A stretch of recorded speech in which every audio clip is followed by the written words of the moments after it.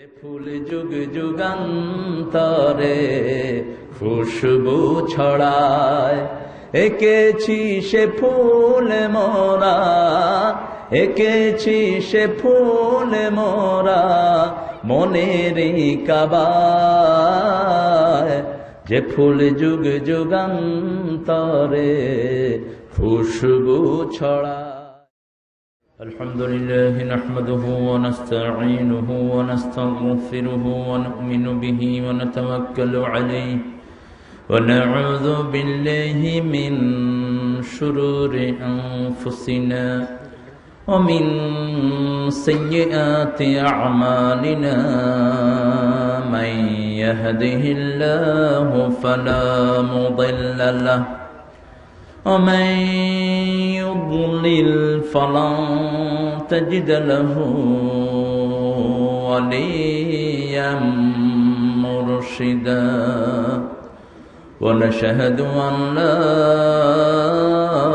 إله إلا الله وحده لا شريك له ونشهد أن سيدنا إيماننا قدوتنا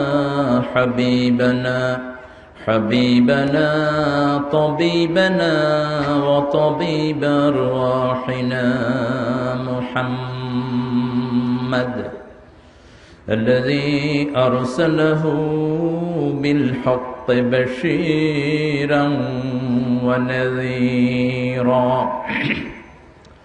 وداعيا إلى الله بإذنه وسراجا منيرا فقد قال الله تعالى في كلامه المجيد وفرقانه الحميد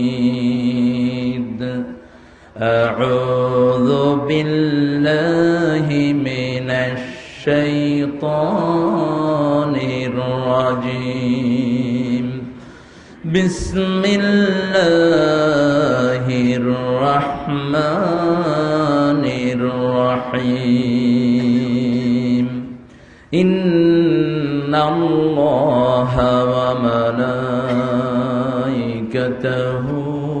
يصلون على النبي يا أيها الذين آمنوا صلوا عليه وسلموا تسليما اللهم صل على سيدنا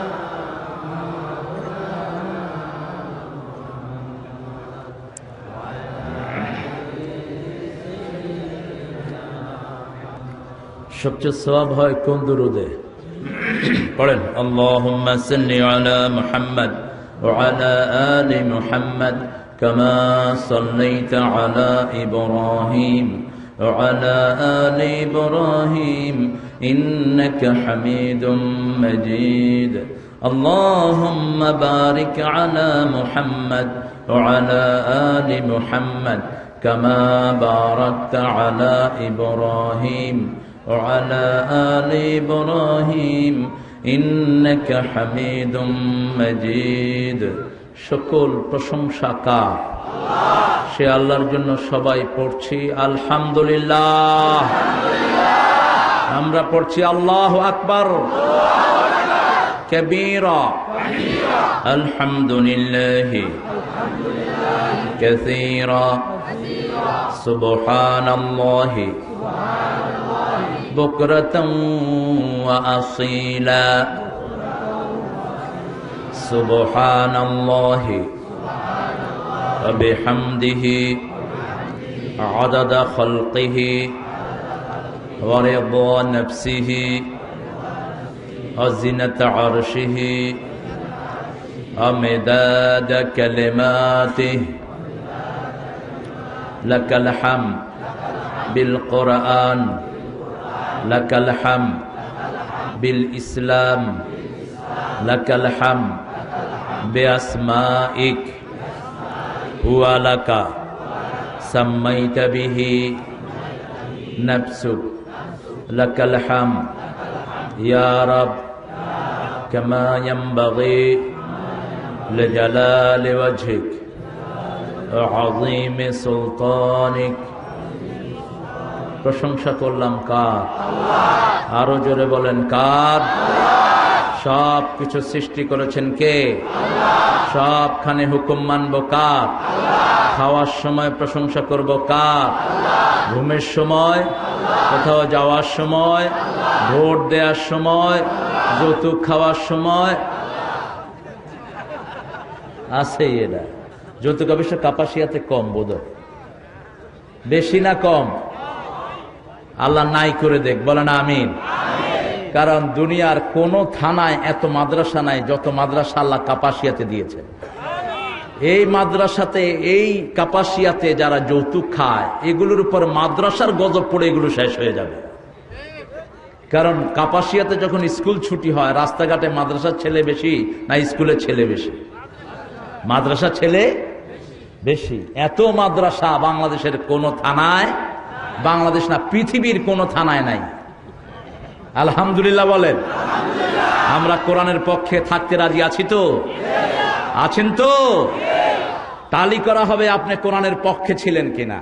আপনি নামাজ পড়েছেন, রোজা রেখেছেন, কিন্তু আপনার সার্বিক চেষ্টা যদি কোরআনের বিরুদ্ধে চলে যায় আপনাকে জাহান্নামী হতে হবে।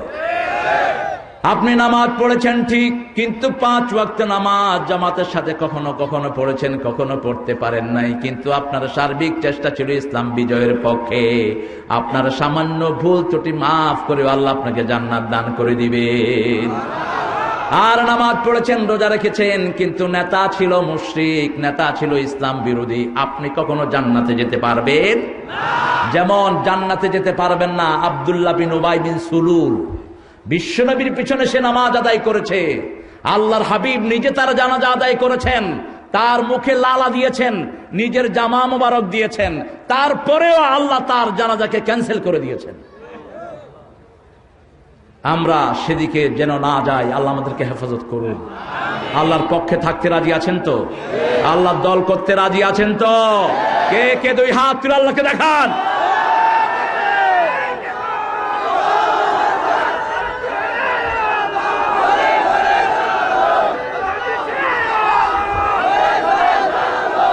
হ্যাঁ, কাফেরদের দালালরা হুঁশিয়ার, সাবধান। তোগো একদিন আর আমগো একদিন। তোরা আমগরে মারবি, আমরা শুধু মায়ের খামো। হে নবীর উম্মত আমরা নই। 13 বছর মায়ের খেয়েছেন, 10 বছরের সুদে আসলে উসুল করে এনেছেন, ঠিক কিনা? 13 বছর নিজে মায়ের খেলেন মুহাম্মদ সাল্লাল্লাহু, আর 10 বছরে এমন হুঙ্কার ছেড়েছেন 30 লক্ষ বর্গ মাইল পর্যন্ত ইসলামের আন্ডারে চলে আসছে।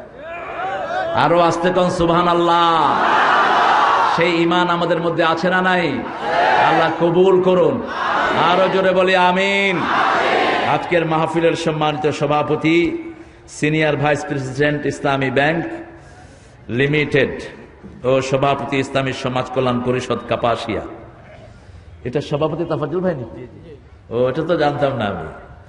আচ্ছা, আমরা একসাথে কোরআনের শিল্পী ছিলাম। আমরা তাফাজ্জুল ভাই কোরআনের এই গানের জন্য, সঙ্গীতের জন্য 2টি পা, 1টি পা কোরবানি দিয়েছেন। আল্লাহ তার এই পাটাকে জান্নাতের জন্য কবুল করুন। আরো চিৎকার করে বলি আমিন। তাফাজ্জুল ভাইয়ের গজল জানা না বাংলাদেশে এরকম মুসলমান খুব কম পাওয়া যাবে। তুমি রহমান বলেন, এই তো, এই যে এটা ওনার লেখা, এটা ওনার লেখা। জেনে বুঝে গাইল যারা মোর নবীজির নাম, জানমালের কোরবানি দিয়ে করেছে যে সংগ্রাম। আলহামদুলিল্লাহ বলেন। এটা কার লেখা? যে ফুল যুগ যুগান্তরে খুশবু ছড়ায়, বলেন, যে ফুল যুগ যুগান্তরে খুশবু ছড়ায়, এঁকেছি সে ফুল মোরা, এঁকেছি সে ফুল মোরা মনেরই কাবায়, যে ফুল যুগ যুগান্তরে খুশবু ছড়ায়। কার লেখা? এই তাফাজ্জল ভাই। এরকম অসংখ্য অজস্র দিয়ে পুরা জাতিকে ঋণী করে রেখেছেন। আলহামদুলিল্লাহ বলুন। আল্লাহ ওনার হায়াতকে দারাজ করে দিন, শরীরের অসুস্থতা দূর করে দিন। এই মাহফিলকে বন্ধ করার জন্য যারা চেষ্টা করবে তারা আল্লাহর দুশমন, কোরআনের দুশমন, ইসলামের দুশমন, কাপাসিয়ার দুশমন। এই মাহফিল যদি কোনো কারণে বন্ধ হয়, যেগুলো বন্ধ করবে ল্যাংলা লুলা অপদস্থ হয়ে, অপমানিত হয়ে জমিন থেকে বিদায় হবে। ঠিক তবে ঠিক। অনেক শয়তান আছে আজে বাজে কথা পাস করে আশপাশ থেকে। আমরা জমিনে ভাষা শেওলা নয়, আমরাই জমিনের আসল মালিক। তোমরা যারা কোরআন মানো না, ইসলাম মানো না, আল্লাহর নবীকে মানো না, তোমরা জমিনের চোর ডাকাত হাইজাকার। জমিনে তোমাদের কোনো অধিকার নাই, ঠিক কিনা? আমরা কোরআন নিয়ে থাকবো, কোরআন নিয়ে বাঁচবো। রাজি আছেন তো? রাজি আছেন তো মুসলমান? হাত তুলে আরেকবার দেখাও।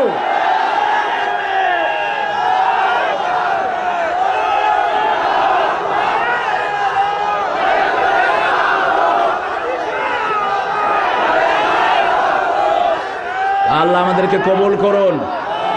আরো চিৎকার করে বলেন আমিন। আজকে পৃথিবীকে আল্লাহ সাজাচ্ছেন ইসলামের রঙে। সামনের দিনগুলো ইসলামের দিন, সামনের দিনগুলো মুসলমানদের দিন। মিশরে দীর্ঘদিনের কুফরি শাসনের অবসান ঘটেছে। জালেম সরকারকে মানুষ ঝাড়ু পিটা করে জমিন থেকে নামিয়েছে, ঠিক কিনা? একই অবস্থা ঘটেছে 42 বছরের শাসন ক্ষমতা যিনি আটকে রেখেছিলেন। কি নাম? কি নাম? কি অপদস্থ অবস্থায় আল্লাহ তাকে বিদায় করেছেন আপনারা জানেন। ড্রেনের ভিতরে কোন দিক দিয়ে প্রাণ গেছে সে নিজেও করতে পারবে না। আল্লাহ তাকে জুতা পিটা করে সরিয়েছেন। সামনের দিনগুলো মুসলমানদের জন্য সাজাচ্ছেন কে? মনে রাখবেন, রক্ত যাদের জমিনে যত বেশি ঝরে আল্লাহ তত বেশি জমিনটা তাদের হাতে তুলে দেন। যারা জমিনে রক্ত ঝরায় জমিন তাদের হাতে চলে যাবে। আজকে আলেমদের রক্তে বাংলার জমিন রঞ্জিত হয়ে আছে। আলেমদের হাতেই আল্লাহ ক্ষমতা তুলে দিবে। ঠিক তবে ঠিক। আমরা আলেম আছে যেখানে আমরা যাব, আলেম নাই যেখানে আমরা নাই সেখানে। কারণ আলেমরা হলো নবীদের ওয়ারিস। নবীদের কি? কোন নবী আলাইহিস সালাম টাকা পয়সা দিয়ে কাউকে ওয়ারিস করেন না। নবীদের মিরাস হলো সুবহানাল্লাহ, আলহামদুলিল্লাহ, লা ইলাহা ইল্লাল্লাহ, লা ইলাহা ইল্লাল্লাহু মুহাম্মাদুর রাসূলুল্লাহ সাল্লাল্লাহু। এইগুলো আমরা পেয়েছি নবী আলাইহিস সালামের কাছ থেকে। আর নবীদের পরে এগুলো আমাদের মাঝে এনে দিয়েছেন কারা? কারা? আলেমরা। আল্লাহ সেই আলেমদের কবরগুলোকে জান্নাতের বাগান বানিয়ে দিন। আর যারা বেঁচে আছেন, জেলখানায় আছেন, বিভিন্ন জায়গায় আছেন, আল্লাহ তাদেরকে নবীদের মতো সম্মানিত করুন। চিৎকার করে বলেন আমিন। নবীরা জেলখানায় গিয়েছেন। জেলখানাটা মোমেনদের জন্য কোনো অপাঙ্ক্তীয় জিনিস না, বরং ইউসুফ আলাইহিস সালাম বলতেন, আসসিজনু আহাব্বা ইলাইয়া মিম্মা তাদউনি ইলাই। তোমরা যেদিকে আমাকে ডাকো তার চেয়ে আমার জেলখানা আমার কাছে অনেক বেশি ভালোবাসা। জেলখানায় যাওয়া ছাড়া মুমিনদের ঈমান পরিপূর্ণ হয় না। 3 বছর জেল খেটেছেন মুহাম্মদ সাল্লাল্লাহু। অতএব কোরআনের জন্য যদি জেল খাটতে হয়, রক্ত দিতে হয়, রাজি আছেন না? না। যারা কোরআনের জন্য রক্ত দিতে চায় না এরা মুনাফিক। এরা কি? কোরআনের জন্য কষ্ট স্বীকার করতে চায় না, এরা মুনাফিক হয়ে কবরে যেতে হবে। কার কথা? মা তাআলা শুবাতিন মিনান নিফাক। মুনাফিকের উপরে তাদের মৃত্যু হবে। আল্লাহ আমাদেরকে মুমিন হিসাবে কবুল করুন। আরো চিৎকার করে বলেন আমিন। একটা সূরা আমি চিন্তা করে নিয়েছি, যে সূরা থেকে আজকে আমি কথা বলবো। জাবির রাদিয়াল্লাহু আনহু থেকে বর্ণিত, মুআজ রাদিয়াল্লাহু আনহু এশার নামাজ পড়াচ্ছিলেন। কোন নামাজ? এশার নামাজ পড়াচ্ছিলেন। তো he make the prayer very long. তিনি এশার নামাজটাকে খুব লম্বা করে ফেলেছেন। আউট অফ অ্যাফেকশন বিশ্বনবী সাল্লাল্লাহু আলাইহি ওয়াসাল্লাম এশার নামাজে অধিকাংশ সময় লম্বা কেরাত ধরতেন। এশা এবং ফজর এই দুইটা লম্বা করতেন। কিন্তু যদি দেখতেন যে কোনো অসুস্থ মুসল্লি আছে অথবা কোনো এমন মা এসেছেন যার ছোট্ট ছোট্ট বাচ্চা আছে, তখন নামাজকে শর্ট করে দিতেন মুহাম্মদ সাল্লাল্লাহু আলাইহি ওয়াসাল্লাম। কারণ একজন মুরব্বী আছেন নামাজে, এখন আপনি যদি আধা ঘন্টার সূরা একটা ধরেন, ওনার কষ্ট আছে না নাই? কথা বলেন না কেন? কষ্ট আছে। আবার আমাদের দেশে দেখা যায় 2 আয়াত পড়েই এশার নামাজ শেষ। ইয়া আইয়ুহান নাফসুল মুতমাইন্না ইরজিই ইলা রাব্বিকা রাদিয়াতাম মারদিয়া ফাদখুলি ফি ইবাদি ওয়াদখুলি জান্নাতি। খালাস, এক আয়াত হয়ে গেল, এক রাকাত হয়ে গেল। এত শর্ট বিশ্বনবী সাল্লাল্লাহু আলাইহি ওয়াসাল্লাম জীবনেও পড়ান নাই। শুধুমাত্র 2-3 আয়াত দিয়ে এশা পড়া, ফজরে পড়া, এটা বিশ্বনবী সাল্লাল্লাহু আলাইহি ওয়াসাল্লাম কখনো করেন নাই। জীবনে 2 বার, তিনি 3 বার ফজরের নামাজকে তিনি শর্ট করেছেন আমি যতটুকু পেয়েছি। একবার ফজরের 2 রাকাতেই তিনি ইযা যুলজিলাতিল আরদু জিলজালাহা পড়েছেন ফজরের 2 রাকাতেই। আবার আরেকদিন পড়েছেন নাস এবং ফালাক। কোন সূরা? নাস এবং ফালাক। আরেকদিন পড়েছেন জিলজাল এবং আদিয়াত। সাহাবায়ে কেরাম যখনই শর্ট করতেন জিজ্ঞেস করতেন, যেদিন নাস ফালাক দিয়ে নামাজ শেষ করলেন বিশ্বনবী সাল্লাল্লাহু আলাইহি ওয়াসাল্লামকে সাহাবায়ে কেরাম বলেন, ইয়া রাসূলুল্লাহ সাল্লাল্লাহু আলাইহি ওয়াসাল্লাম, এত ছোট্ট সূরা দিয়ে তো কখনো আপনি ফজর পড়ান না। কখনো 40 আয়াত, কখনো 60 আয়াত, কখনো 80 আয়াত, কখনো 120 আয়াত, কখনো 140 আয়াত দিয়ে ফজর পড়ান মুহাম্মদ সাল্লাল্লাহু। আজও সেই সিলসিলা মক্কায় আছে না নাই? মদিনায় আছে না নাই? এত শর্ট নামাজ কেন পড়িয়েছেন ইয়া রাসূলুল্লাহ সাল্লাল্লাহু? আল্লাহর হাবিব সাল্লাল্লাহু আলাইহি ওয়াসাল্লাম বললেন, যখনই আমি তাকবীরে তাহরিমা বেঁধেছি আমার কানে একটা শিশুর কান্না ভেসে এসেছে। আমার মনে হয়েছে ওই শিশুর মা আমার পিছনে নামাজে দাঁড়ানো। এখন যদি নামাজ লম্বা করে দেই ওই শিশুটার কষ্ট হয়ে যাবে, সেই জন্য আমি ফজরের নামাজকে সংক্ষিপ্ত করে দিয়েছি। আরো আস্তে কান সুবহানাল্লাহ, সুবহানাল্লাহ, আহারে সুবহানাল্লাহর অবস্থা রে। আস্তে করলে জোরে হয়। দেশটা চলতেছে এই উল্টা। মহিলা মানুষ থাকবি ঘরের ভিতরে, কি জন্য ক্ষমতা নিয়ে টানাটানি করস? আল্লাহ বলেছেন মহিলাদেরকে ঘরে থাকার জন্য, ঠিক কিনা? আর আমাদের দেশে ক্ষমতায় কারা? কয় বছর? কয় বছর? বছরও জানে না কয় বছর। আমি টেলিভিশনের পর্দা থেকে অন্তত 20 থেকে 30 বার 2 জনকে নসিহত করেছি, ছেলে বড় হয়েছে, ছেলের হাতে ক্ষমতা দিন। একজন পুরুষের কাজ কখনো 10 জন মহিলাও করতে পারে না। পুরুষরা হলো টায়ার আর মহিলারা হলো এ তো ভালো বুঝে। টিউব কোথায় থাকবে? একটা টায়ার শেষ হতে কমসে কম 4টা টিউব লাগে, ঠিক কিনা? তো একজন পুরুষ কয়জন মহিলাকে বিয়ে করতে পারেন? কথা বলেন। যদি ইনসাফ করতে পারেন কয়জন? আর যদি ইনসাফ প্রতিষ্ঠা না হয়, কিলাকিলি, ধরাধরি, সালিশ, তাহলে কয়জন? একজনের বেশি বিয়ে করতে পারবেন না। এজন্য আল্লাহ রাব্বুল আলামিন বলছেন, নকারনা ফি বুয়ুতিকুন্না ওয়ালা তাবাররাজনা তাবাররুজাল জাহিলিয়াতিল উলা। ও মেয়েরা, তোমরা ঘরে থাকো, জাহিলি যুগের মেয়েদের মতো খোলা নৌকার মতো তোমরা বাহিরে বেরিয়ে যেও না। কার হুকুম?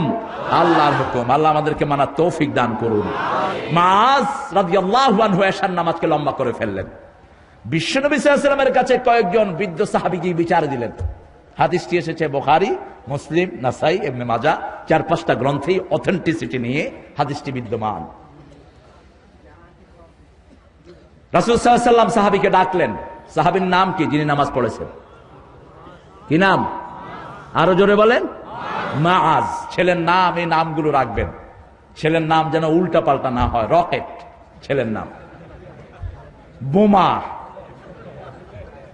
দেখছো এখন আবার নতুন সংযোজন হয়েছে, তৌশিক হোসেন, আবার সাগর আহমদ, একটা বাংলা নাম। ঝগড়াটি বেগম, একটা বাংলা নাম আর একটা আরবি নাম যোগ করে দিচ্ছে। ফালতু জিনিস বেটা, পুরোটাই আরবি রাখ, ঠিক কিনা? বাংলা কি? বাংলা কোনো ভাষাই না ওইভাবে যদি আমরা ধরি। বাংলা হলো একটা সংমিশ্রণ। বাংলার অরিজিনালিটি বলতে কিছুই নেই। আমাদের দেশে যিনারা বাংলার জন্য চোখের পানি ফেলেন তিনারা পালন করেন 21শে ফেব্রুয়ারি। এটাও তো বাংলা, কি বলেন? 21শে ফেব্রুয়ারি বাংলা না? বিরাট বাংলা এটা। বাংলা দিবসটাই ওনারা বাংলা করতে পারলেন না, এত বড় দরদি বাংলার জন্য। অফিস আদালতে এখন কোন ভাষা চলে? কথা বলেন। ব্যাংকগুলোতে কোন ভাষা? ইংরেজি। বাংলার জন্য কি দরদ! বাংলাকে ভালোবাসলে আমরাই বেশি ভালোবাসি, আমরা যারা মাদ্রাসায় পড়ি, ঠিক কিনা? স্কুল কলেজগুলোতে বাংলা ভাষা আছে না নাই? আবার বিশ্ববিদ্যালয়ে গেলে ইংরেজি ভাষা বেশি না বাংলা বেশি? ইংরেজি ভাষা বেশি। যেমন আমি পলিটিক্যাল সায়েন্সে পড়েছি ঢাকা ইউনিভার্সিটিতে। আমার ক্লাস টিচার প্রথম দিন এসে বললেন, my dear student, I am very proud of you. আমি বলছি, শাট আপ স্যার, বাংলা কথা বলবেন। এই চত্বরে বাংলার জন্য ছেলেরা রক্ত প্রবাহিত করেছে, ইংরেজি বলতে পারবেন না। স্যার বললেন, it's a political science class. আমি বললাম, নো, ইটস এ রাষ্ট্র বিজ্ঞান ক্লাস। লাগলো ঠেলাঠেলি। কইলো, বাবা তুমি বাংলার প্রতি দরদ রাখো ঠিক, কিন্তু বাংলা ভাষায় রাষ্ট্রবিজ্ঞানের কোনো বই নেই। আমি বললাম, বই না থাকলে বাংলা আপনারা অনুবাদ করেন, তাহলে আমরা সেই বই পাবো, ঠিক কিনা? এজন্য ভাষার জন্য দরদ আমাদের থাকবে, কিন্তু সবচেয়ে বেশি মুসলমানদের দরদের ভাষা কোনটি? আরো জোরে বলেন। কবরের ভাষা কি? আল্লাহর ভাষা কি? কোরআনের ভাষা কি?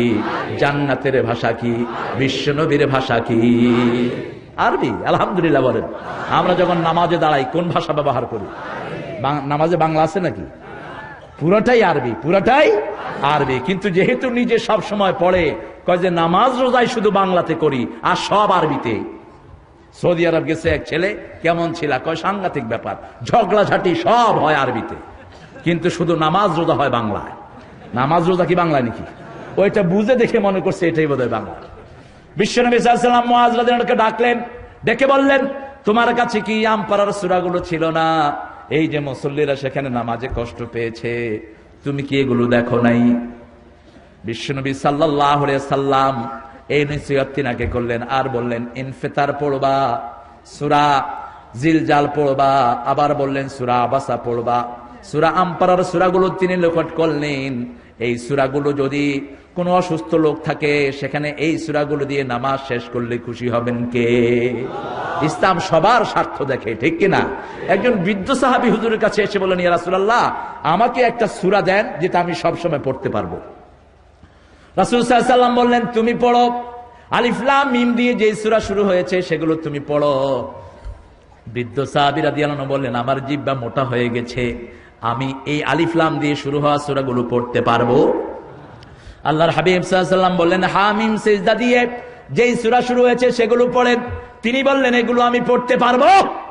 এবার আল্লাহর হাবিব বললেন, সাব্বাহা ইউসাব্বিহু দিয়ে যেই 5টা সূরা শুরু হয়েছে, সূরাতুল মুসাব্বিহাত যেগুলো, সেগুলো তুমি পড়ো।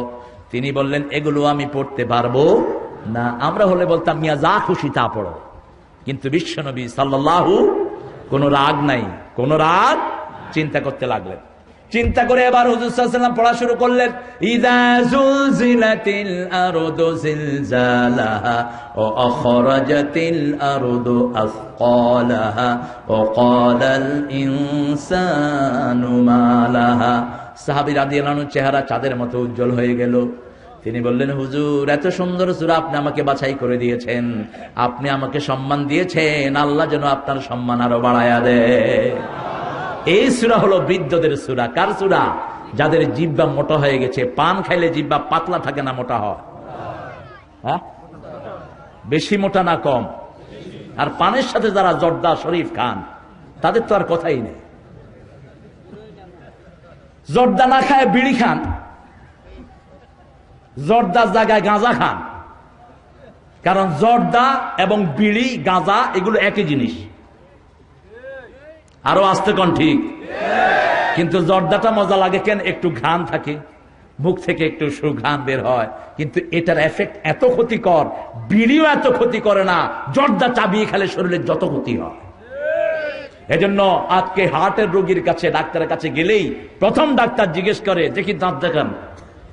দাঁত দেখাইলে যখন দেখে যে দাঁত মিয়া দাঁতের উপর বসে আছে, কয় যে কি জর্দা খান? জর্দা খেলে আগে জর্দা বন্ধ করে আসেন, তারপরে হার্টের চিকিৎসা করুন। আগে সাদা বন্ধ করে আসেন, তারপরে চিকিৎসা করব। আল্লাহ এগুলো থেকে আমাদেরকে হেফাজত করুন। বিশ্বনবী সাল্লাল্লাহু আলাইহি ওয়াসাল্লাম বললেন, কিয়ামতের চিত্র যদি কেউ দেখতে চায়, 7-8টা সূরার কথা বলেছেন মুহাম্মদ সাল্লাল্লাহু।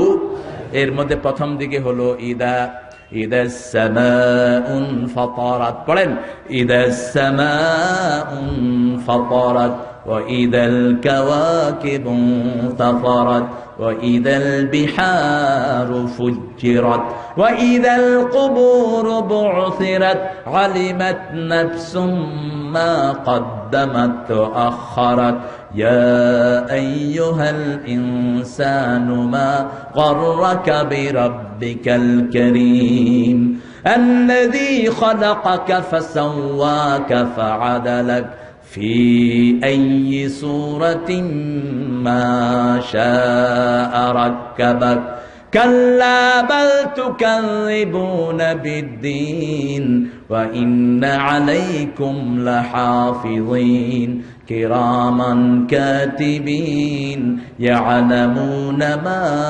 تفعلون। এই পর্যন্ত আজকে আমরা পড়ি, আমরা এই সূরা থেকে আলোচনা করি। আল্লাহ তৌফিক দান করুন। কোরআন মানতে রাজি আছেন তো? না মানলে গুনাহ আছে না নাই? কি গুনাহ? কবিরা গুনাহ। আর কি গুনাহ? এই কোরআন কি ছেড়ে দিবে? এই কোরআনের প্রাণ আছে না নাই? যারা কোরআনের সাথে বেয়াদবি করে তাদের শাস্তি কোরআনে আছে না নাই? কি শাস্তি? এই কোরআন তাদেরকে নিয়ে সোজা জাহান্নামে চলে যাবে। বলবে আল্লাহ, এই লোকগুলো ইত্তাখাযা হাযাল কুরআন মাহজুরা, এই লোকগুলো আমার সাথে বান্দরামি করেছে, আমাকে ঠাট্টার পাত্র বানিয়েছে, এদের বিচারে যতক্ষণ হবে না আমি তাদের পিছু ছাড়বো না। আর যারা এই কোরআনকে নিয়ে সমাজে চলেছে, ওয়াল রাইটিং করেছে, বিভিন্ন জায়গায় এই কোরআনের দিকে মানুষকে ডেকেছে, তাদের পক্ষেও এই কোরআন আছে না নাই? আমরা কোরআনের পক্ষে থাকতে রাজি আছি তো? আমাদের দেশে সাধারণভাবে গ্রামগঞ্জের লোকেরা কোরআনকে ভালোবাসে, সব দলের লোকেরাই, ঠিক কিনা? কিন্তু ভেজাল হয়েছে ঢাকা শহরে কিছু কিছু নেতার মাথা খারাপ, যেগুলো কোরআনকে পছন্দ করে না, ইসলামকে পছন্দ করে না। এদের দেশ বাংলাদেশ নয়, তোরা বাংলাদেশ থেকে বেরিয়ে চলে যা। যারা কোরআনের বিরোধী এদেরকে আমরা পছন্দ করি, ওদের দলের লোকেরা ওদেরকে ঝাড়ু দিয়ে পিটাবে, ঠিক কিনা? কোরআন আছে যেখানে আমরা যাব সেখানে, কোরআনের তেলাওয়াত যেখানে আমরা যাব। পত্রপত্রিকাতে আপনারা দেখছেন বোরকার বিরুদ্ধে আজকে কথা উঠছে। উত্তরা যে কলেজ স্কুল, এই মডেল স্কুলের প্রিন্সিপালকে গর্দানে দিয়ে বের করে দাও। এই বেয়াদব বোরকার বিরুদ্ধে অবস্থান নিয়েছে, ঠিক কিনা? আস্তে আস্তে কোরআনের এক একটা জিনিসের বিরুদ্ধে তারা নার্ভ টেস্ট করে, তারা টেস্ট করে মুসলমানদের কি অবস্থা। আমরা আমাদের প্রাণ যাবে কিন্তু কোরআনের আইনের অবমাননা হতে দেব না, ঠিক না ঠিক? এই পর্দার সিস্টেমটা কে দিয়েছেন? শরীর ঢাকতে বলেছেন কে? বরং আল্লাহ যেটা বলেছেন ওটা বোরকার চেয়ে মারাত্মক। ওয়ায়ুযরিবনা আলাইহিন্না মিন জালাবিবিহিন্না, জালাবিবটা মোর দেন বোরকা, এটা বোরকার চেয়ে অনেক বেশি এফেক্টিভ। যেমন বোরকাতে ইউ ক্যান এক্সপোজ ইউরসেলফ, অনেকগুলো বোরকা আছে যেগুলো ফিজিক্যালি খুব টাইট এবং বিভিন্ন ডেকোরেশন করা আছে, যেই বোরকাগুলো পরলেই অন্যান্য ছেলেদের নজর ওদিকে চলে যায়। এই বোরকাগুলো ব্যবহার করা সম্পূর্ণ কোন পুরুষ ছেলে টাইট পোশাক পরবে না, কোন পুরুষ কোন মেয়েও টাইট পোশাক পরবে।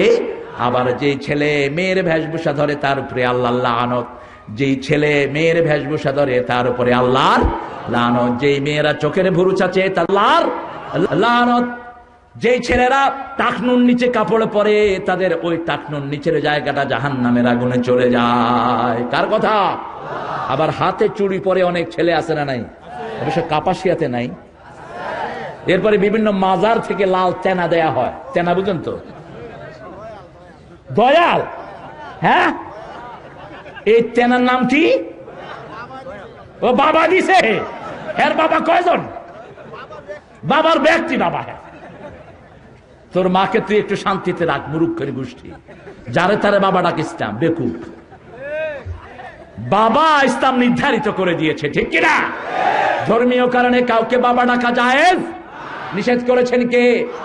বিশ্বনবীকে একজন বাবা ডাকতেন, আল্লাহ সেটাও হারাম করে দিয়েছেন। শুধু হারামই করেন নাই, ওনার বিবিকে ওই সাহাবী থেকে ছিনিয়ে নিয়ে বিশ্বনবীর সেই বিবিকে আল্লাহ নিজে বিশ্বনবীর বিবি বানিয়েছেন, ঠিক না ঠিক?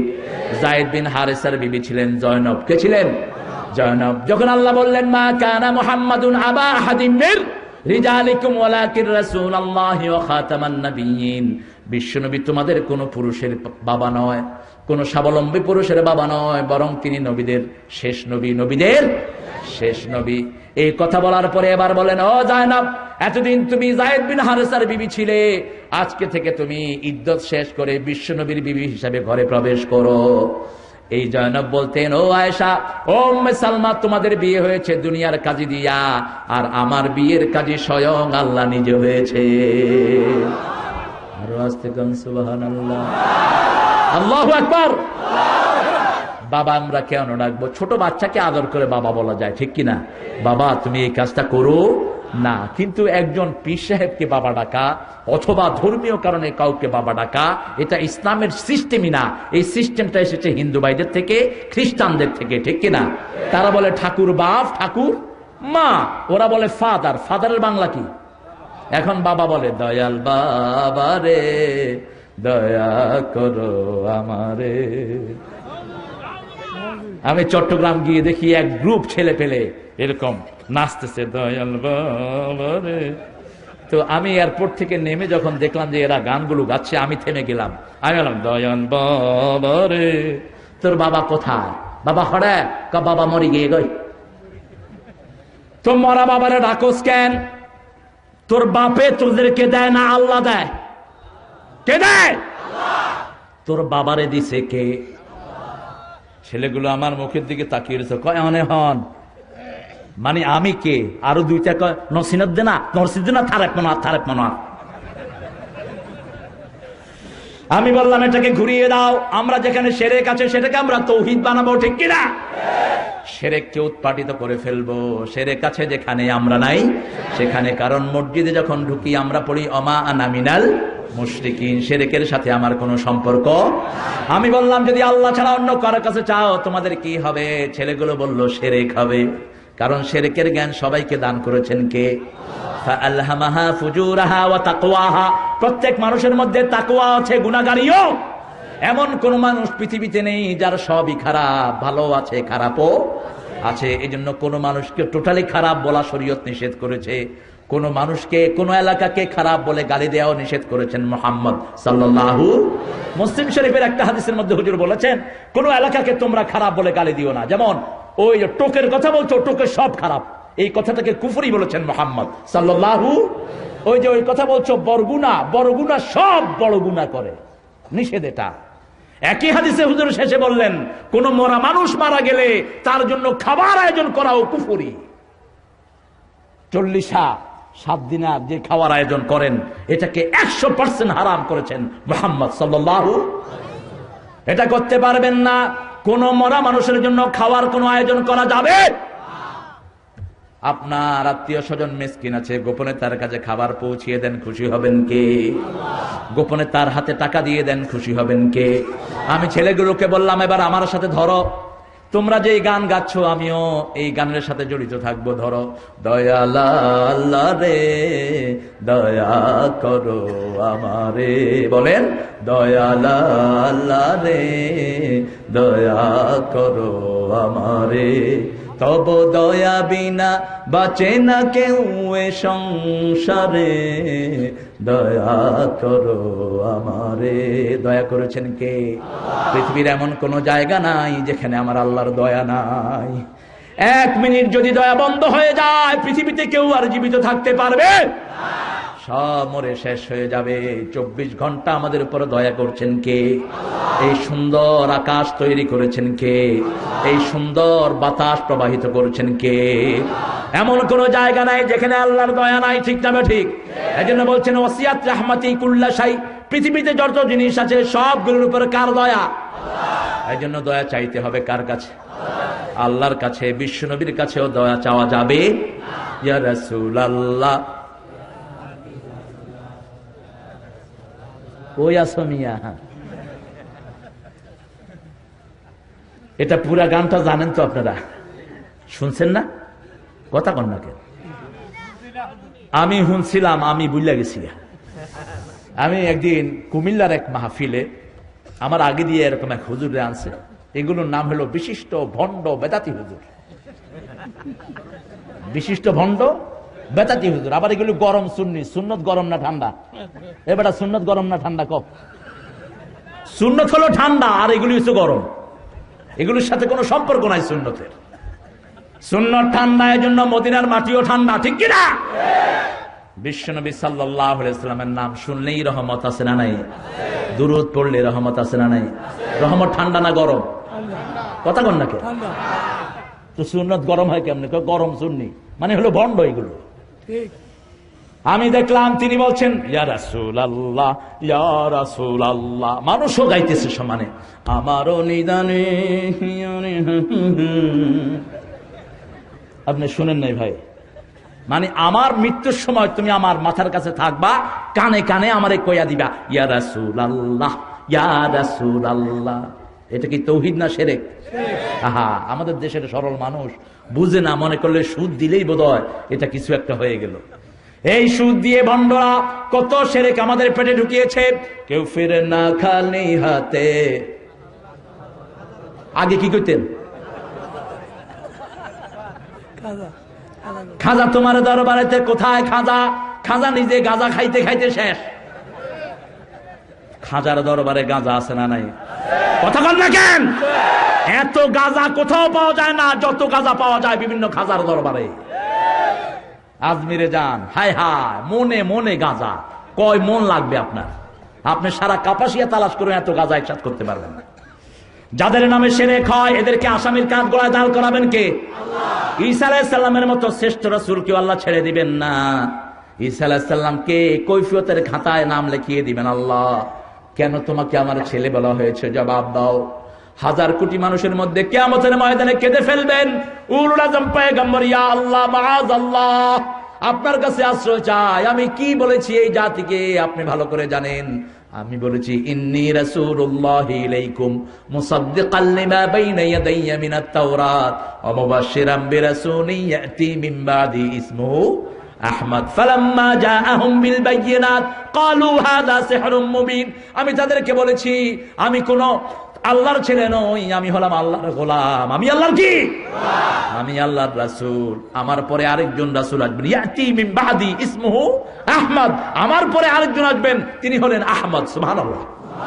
কিন্তু খ্রিস্টান জগৎ বিশ্বনবী সাল্লাল্লাহু আলাইহি ওয়াসাল্লামের আগে ঈসা আলাইহিস সালামকে আল্লাহর বেটা বানিয়েছেন, সেজন্য ওনাকে আসামের কাঠ গলায় কৈফিয়ত চাইবেন কে?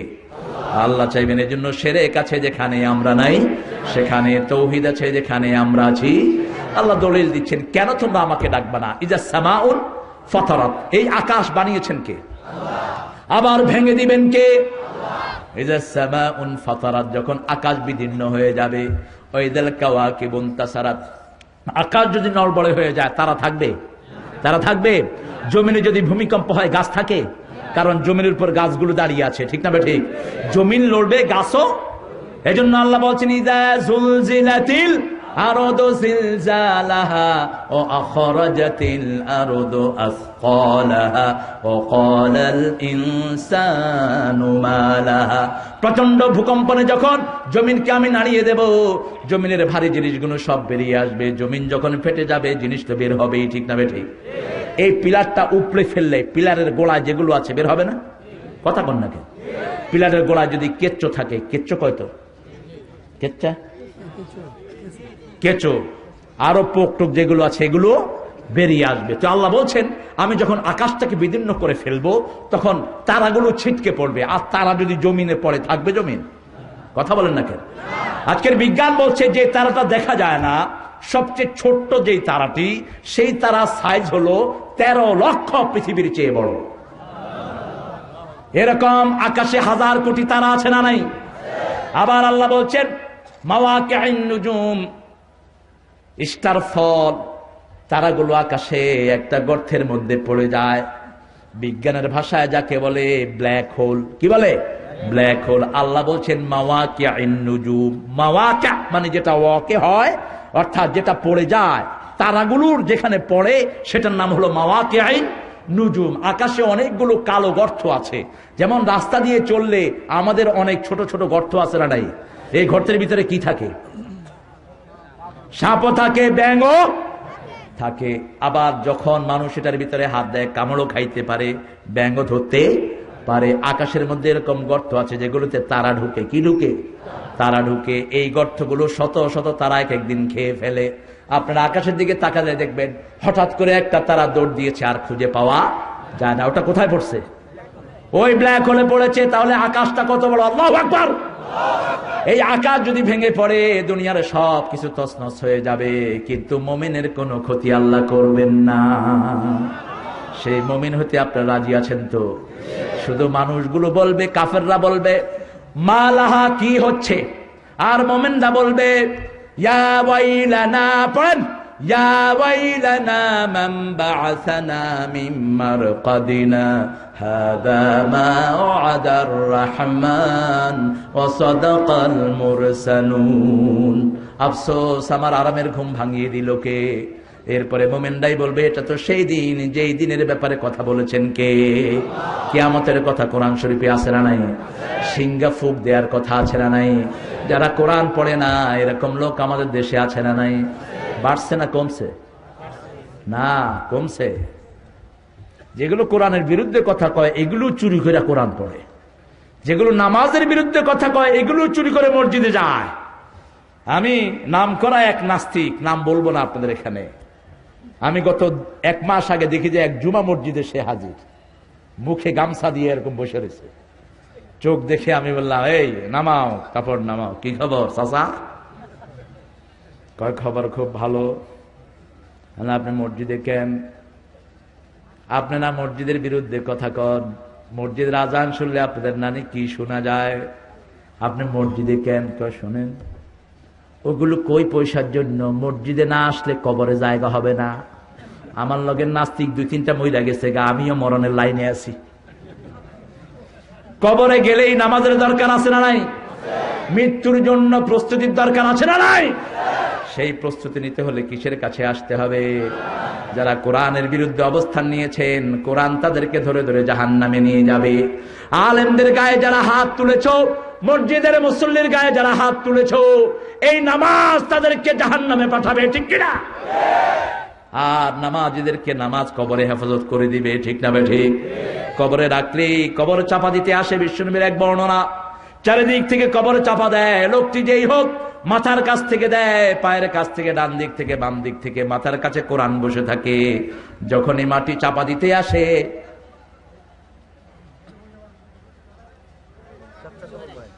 যখনই মাটি চাপা দিতে আসে কোরআন দাঁড়িয়ে যায়, খবরদার এদিক থেকে আসবে না, এটা আমার বন্ধু, কত রাত এটা আমাকে ওয়ালে ওয়ালে লিখেছে, আমাকে প্রচার করেছে, আমাকে নিয়ে মাহফিল করেছে, আমাকে নিয়ে মানুষের দ্বারে দ্বারে গিয়েছে, আমার জন্য রাতের ঘুম হারাম করে তেলাওয়াত করেছে, আমার বন্ধুকে ডিস্টার্ব করবা না। ওখানে মাটি দাঁড়িয়ে যাবে, ডান হাতে নামাজ থাকবে, নামাজ দাঁড়িয়ে যাবে, বাম হাতে যাকাত থাকবে, যাকাত দাঁড়াবে, পায়ের কাছে সদকা থাকবে, সদকা দাঁড়াবে। এবার কবর বলবে আনতা দয়ফি, আপনি আমার মেহমান, আপনি যত দূর তাকাবেন আমি কবর আপনার জন্য প্রশস্ত হয়ে যাব। আল্লাহ এই নসিব আমাদের সবাইকে দান করে দেন।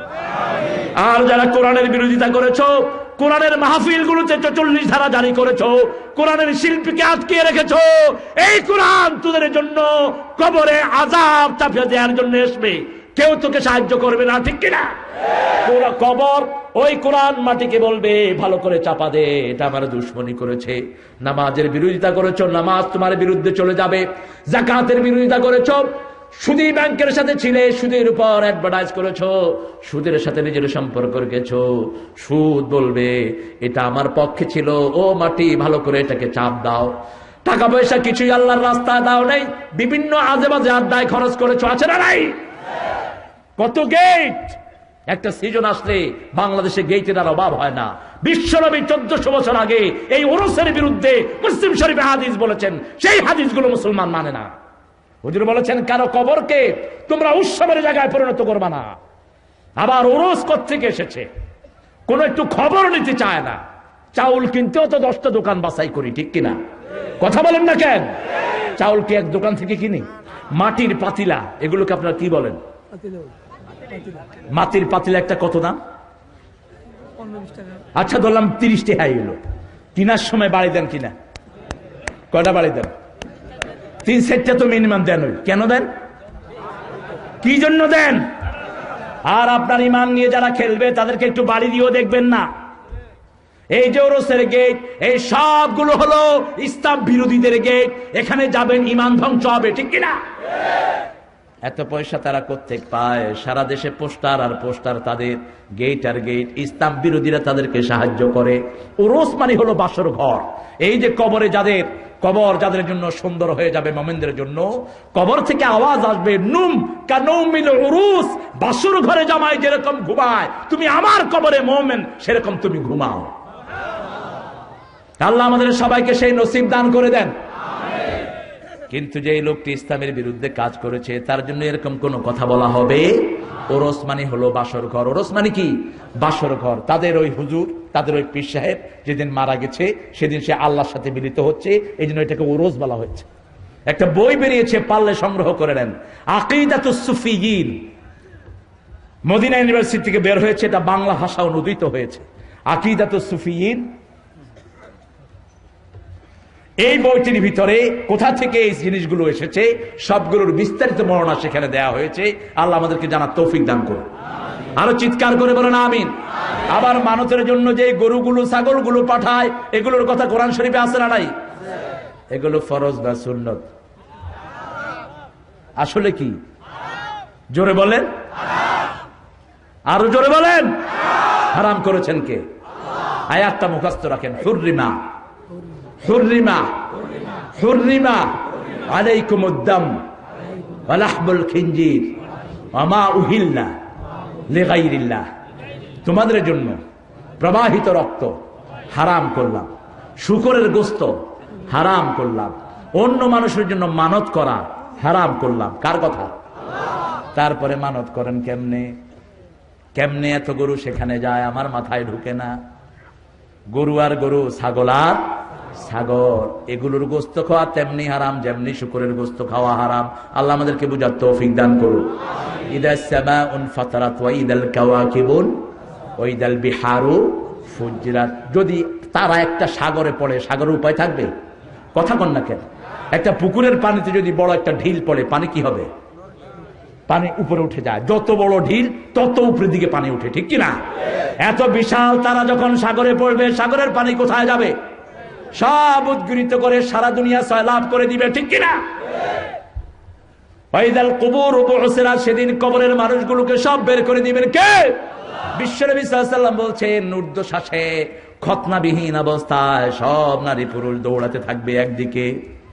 আল্লাহ সেই দিন আমাদেরকে আরশের ছায়া তলে ছায়া দান করে দিয়ে, তার জন্য 7টা কাজের দরকার আছে না নাই? কার কথা?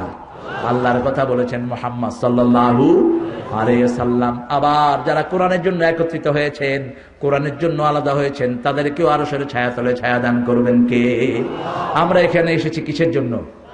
আলহামদুলিল্লাহ বলেন। আহারে, কত দূর থেকে মায়েরা আসে, আমরা তো পুরুষেরা খালি হাতে চলে আসি। আমি আজকেও আস্তে আস্তে দেখলাম একজন মা কোলে একটা বাচ্চা, আরেকটা হাতে ধরেছেন, আরেকটা পিছনে মা মা করতেছে, হাঁটতেছে।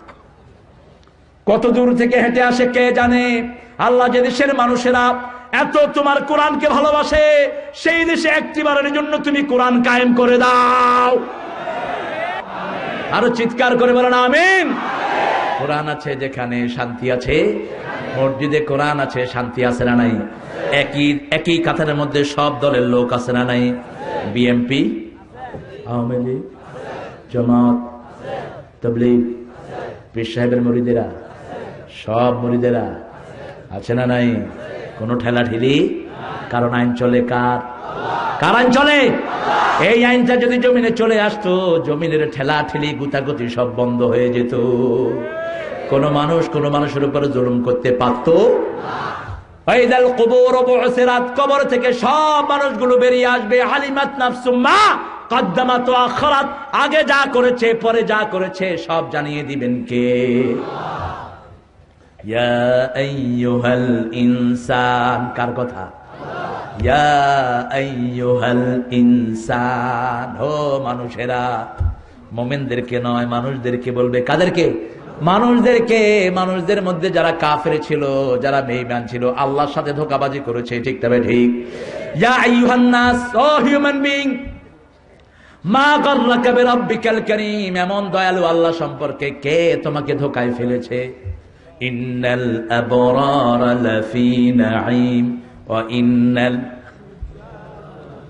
মা গাররাকা বিরাব্বিকাল কারীম আল্লাযী খালাকাকা, পড়েন আল্লাযী খালাকাকা ফাসাওয়া, الذي خلقك فسواك فعدلك في أي سورة ما شاء ركبك। আল্লাহু আকবার। বর্ণনা দেখলেই মনে হয় এটা কার কথা? প্রথম বললেন আমার সম্পর্কে, কে তোমাকে আমার মতো দয়ালু আল্লাহ সম্পর্কে ধোকায় ফেলে দিল? এরপরে বললেন আল্লাযী খালাকাক, আমি তোমাকে বানিয়েছি। কার কথা? আল্লাযী খালাকাকা ফাসাওয়াকা ফাআদালাক, আমি তোমাকে ভারসাম্যপূর্ণ করেছি, সংস্থাপন করেছি।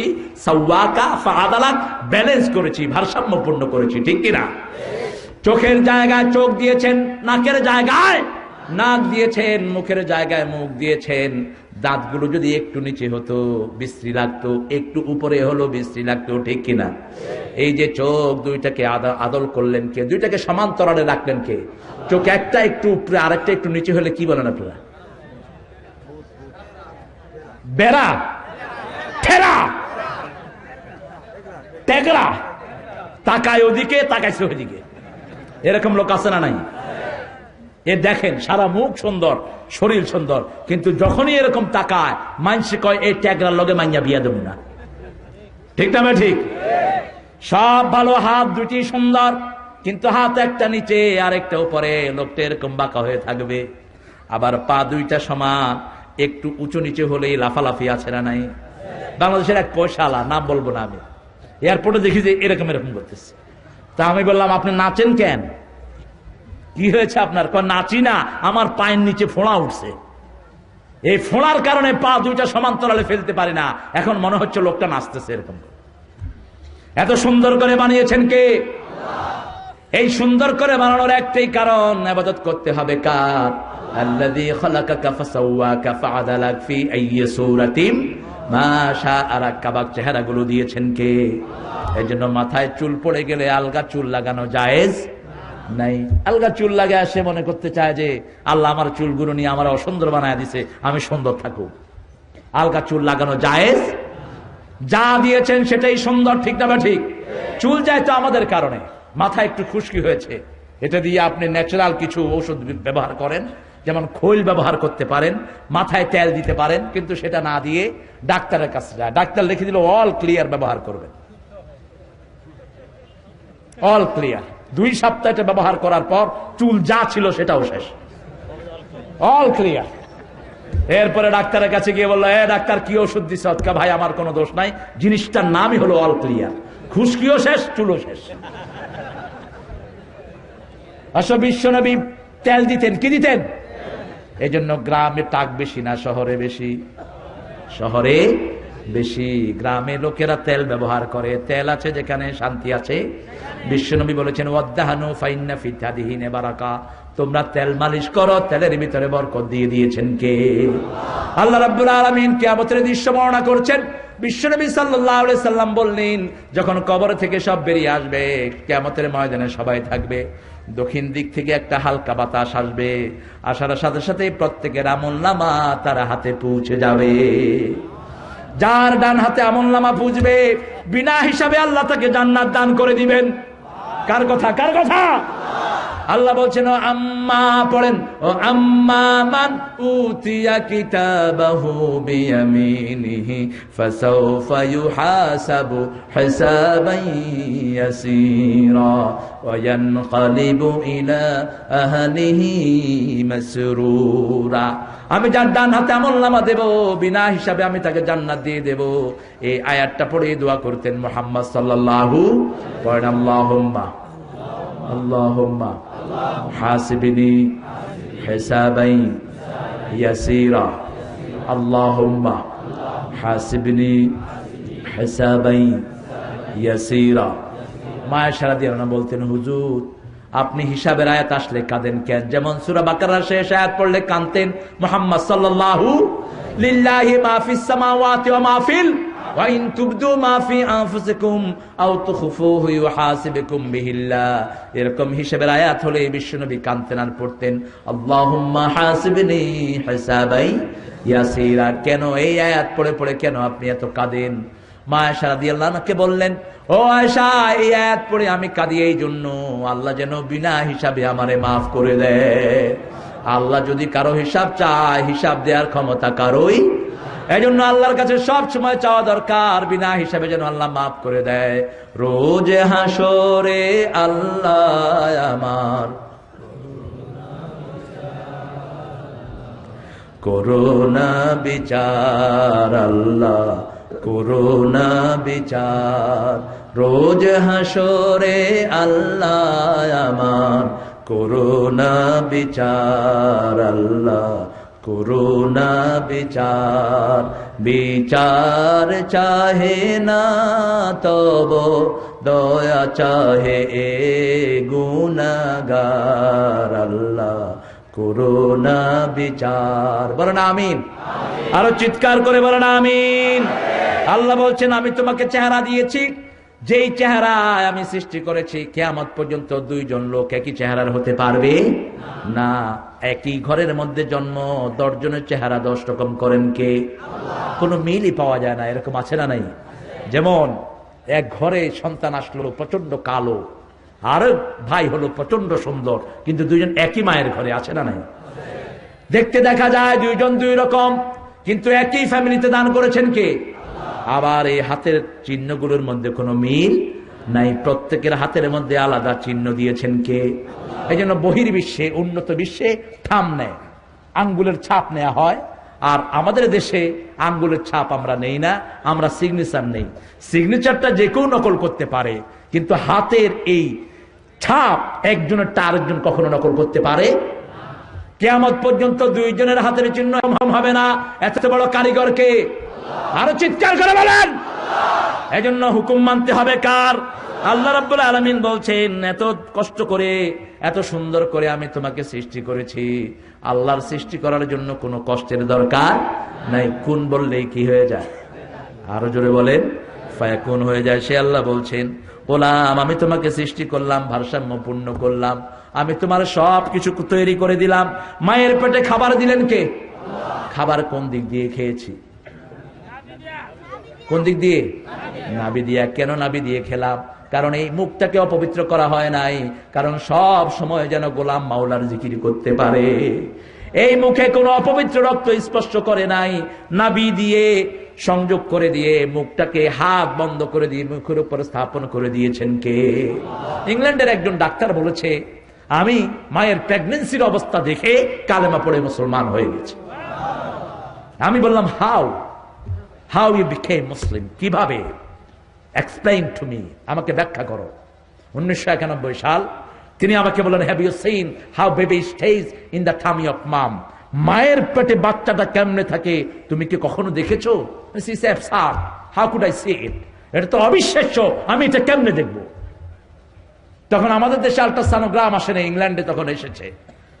তিনি আমাকে নিয়ে গেলেন একটি ক্লিনিকে, নিয়ে গিয়ে বললেন হ্যাভ ইউ সিট হিয়ার, আপনি এখানে বসেন, ওই যে একটা টেলিভিশন আছে এখানে আপনি চোখ রাখেন, একটু পরেই দেখবেন এখানে একটা বাচ্চা পানির ভিতরে ভাসছে। আমি তাকিয়ে আছি স্ক্রিনের দিকে, দেখলাম একটু পরে একটা বাচ্চা পানির ভিতরে ভাসছে। ডাক্তার এসে বলল this is the tummy of mum, এটা হলো মায়ের পেট। এই যে পানিগুলো এটা হলো মায়ের পেটের পানি, ওই যে বাচ্চাটা এটা মায়ের পেটে অবস্থান করছে। তিনি বোতাম ঘুরাচ্ছেন, বাচ্চা কি পজিশনে আছে দেখাচ্ছেন, নারীর সাথে নারীর সংযোগ করে দিয়েছেন কে? দুনিয়ার কোন কারিগর সেখানে ঢুকতে পারে? আল্লাহ এই জায়গাটাকে বলেন ফি কারারিম মাকিন, ফি কারারিম মাকিন, ইন্টেনসিভ কেয়ার। দুনিয়ার কোন ধুলাবালু সেখানে ঢুকতে পারে না। তিনি আমাকে বলছেন ইমাম I was looking for a first his position in the tummy of mum. আমি এটা খুঁজতেছিলাম মায়ের পেটে বাচ্চা কোন পজিশনে থাকে। আমি আমাদের চার্চে গেলাম, সেখানে সমাধান পেলাম না। হিন্দু ভাইদের মন্দিরে গেলাম, সেখানে সমাধান পেলাম না। সিনাগকে গেলাম, সেখানে সমাধান পেলাম না। ইহুদিদের প্যাগোডায় গেলাম, সেখানে সমাধান পেলাম না। আমি একদিন মসজিদে যাই, মসজিদে গিয়ে দেখি মায়ের পেটে বাচ্চা যেভাবে থাকে মসজিদের মুসল্লির সাথে তার মিল হয়ে যায়। আমি বললাম আমাকে বুঝান। তিনি বললেন, ওই যে দেখেন বাচ্চা হাত দুটি বন্ধ করে আল্লাহ তার মুখের সামনে রেখেছেন, পা দুটি ভাঙা। ওই বাচ্চাটি কিছুক্ষণ পরে পরে এরকম করে, কিছুক্ষণ পরে পরে বাচ্চা আল্লাহর সামনে সিজদা করে। তিনি বলছেন, what the things you do inside your mosque, last position, prostrate to the earth. যখন তোমরা জমিনের দিকে এরকম ঝোঁকো, বাচ্চাটাও এরকম ঝোঁকে। বাচ্চাটা আল্লাহকে সিজদা দেয়। সে বলছে যখন এই সিজদার পজিশনে বাচ্চা থাকে তার ডেলিভারি হয় স্বাভাবিক, আর যখন সিজদার জায়গা থেকে নড়ে যায় তাকে পেট কেটে দুনিয়াতে আনতে হয়। এই জায়গা দেখি আমি পড়ে নিলাম লা ইলাহা ইল্লাল্লাহু মুহাম্মাদুর রাসূলুল্লাহ সাল্লাল্লাহু। আমি এটা থেকে আরেকটা আয়াত বুঝলাম। আল্লাহ বলছেন কুল ইন্না সলাতি, পড়েন, কুল ইন্না সলাতি ওয়া নুসুকি ওয়া মাহইয়ায়া ওয়া মামাতি লিল্লাহি রাব্বিল আলামিন। 5 ওয়াক্ত নামাজে তাকবীরে তাহরিমার পরে এই আয়াতটা পড়তেন মুহাম্মদ সাল্লাল্লাহু। বলো আমার নামাজ, আমার কোরবানি, আমার জীবন, আমার মনন সব কার জন্য? তা আগে নামাজ আসলো কেমনে? আগে জীবনে না আসতো, ঠিক কিনা? সব কিছুর আগে কি আসলো? কি আসলো? নামাজ আসলো। আবার যখন কোরবানির গরু জবাই করি এই একটা মুখে আসে না নাই? যারা নামাজ পড়ে না তাদের কোরবানি কবুল হবে? কার কথা? কিন্তু আমাদের দেশে উল্টা, যারা নামাজ পড়ে না তারাই বড় গরু কোরবানি দেয়। কাপাসিয়াতে কি অবস্থা আমি জানি না, বিশাল গরু কিনে গরুকে গলায় মালা লাগিয়ে ঘুরানো হয়, অথচ 1 ওয়াক্ত নামাজও পড়ে না। আল্লাহ বলছেন যদি নামাজ না পড়ো তোমার কোরবানি কবুল। কার কথা? ইন্না আ'তাইনা, পড়েন, ইন্না আ'তাইনাকাল কাউসার ফাসাল্লি লিরাব্বিকা ওয়ানহার ইন্না শানিয়াকা হুয়াল আবতার। নিশ্চয়ই হে নবী আপনাকে আমি কাউসার দান করেছি, অতএব আপনি নামাজ পড়তে হবে। কার জন্য? আবার কাউসার পেতে হলে নামাজের দরকার আছে না নাই? মসজিদে যাওয়ার দরকার আছে না নাই? কয়বার? কয়বার? নাকি সপ্তাহে একবার গেলেই হবে? সাপ্তাহিক মুসল্লি শুধু জুমার দিন যায়, এরকম বেশি না কম? শুধু জুমার দিন যে মুসল্লিগুলো মসজিদে যায় এরা যদি 5 ওয়াক্ত নামাজে মসজিদে যেত, বাংলাদেশে এখন মসজিদের সংখ্যা 3.5 লাখ, আরো 10 লাখ বানালেও মসজিদ খালি থাকতো, ঠিক কিনা? আরো 10 লাখ বানালেও মসজিদ ভরে থাকতো, ঠিক না? ঠিক। শুধু একদিন জুমার নামাজে যায়, বাকি দিনগুলোতে আর কোনো খবর। আমরা 5 ওয়াক্ত নামাজ পড়বো, রাজি আছেন তো? রাজি আছেন তো? নামাজ যারা পড়ে না, বেনামাজির দল যারা করে তারা জাহান্নামী। আপনি নামাজ পড়লেন কিন্তু আপনার নেতা বেনামাজি, আপনার নামাজ কবুল হবে না। কারণ আপনি যেই দল করেন সেই দল হিসাবে আপনাকে কিয়ামতে উঠাবেন কে? নামাজে আর কতক্ষণ থাকি? বেশি সময় তো দলের ভিতরে যায়, ঠিক না বেঠিক? কথা কন না কেন? নামাজে আর কতক্ষণ থাকি? 15 মিনিট, 20 মিনিট। বেশি সময় থাকি নেতার পিছনে। নেতা আছে যেখানে, আমরা আছি নেতা গোরস্থানে। ঠিকই বলছে, ওই যে কইতেছে নেতা গোরস্থানে, তুমি কোন হানে? এই জন্য কওয়া দরকার কোরআন হাদিস যেখানে, আমরা আছি।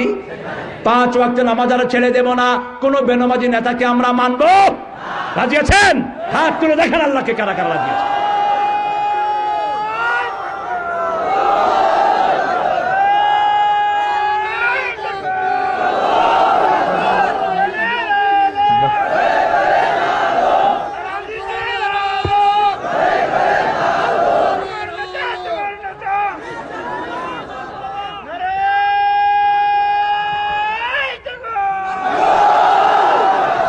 কবুল করুন।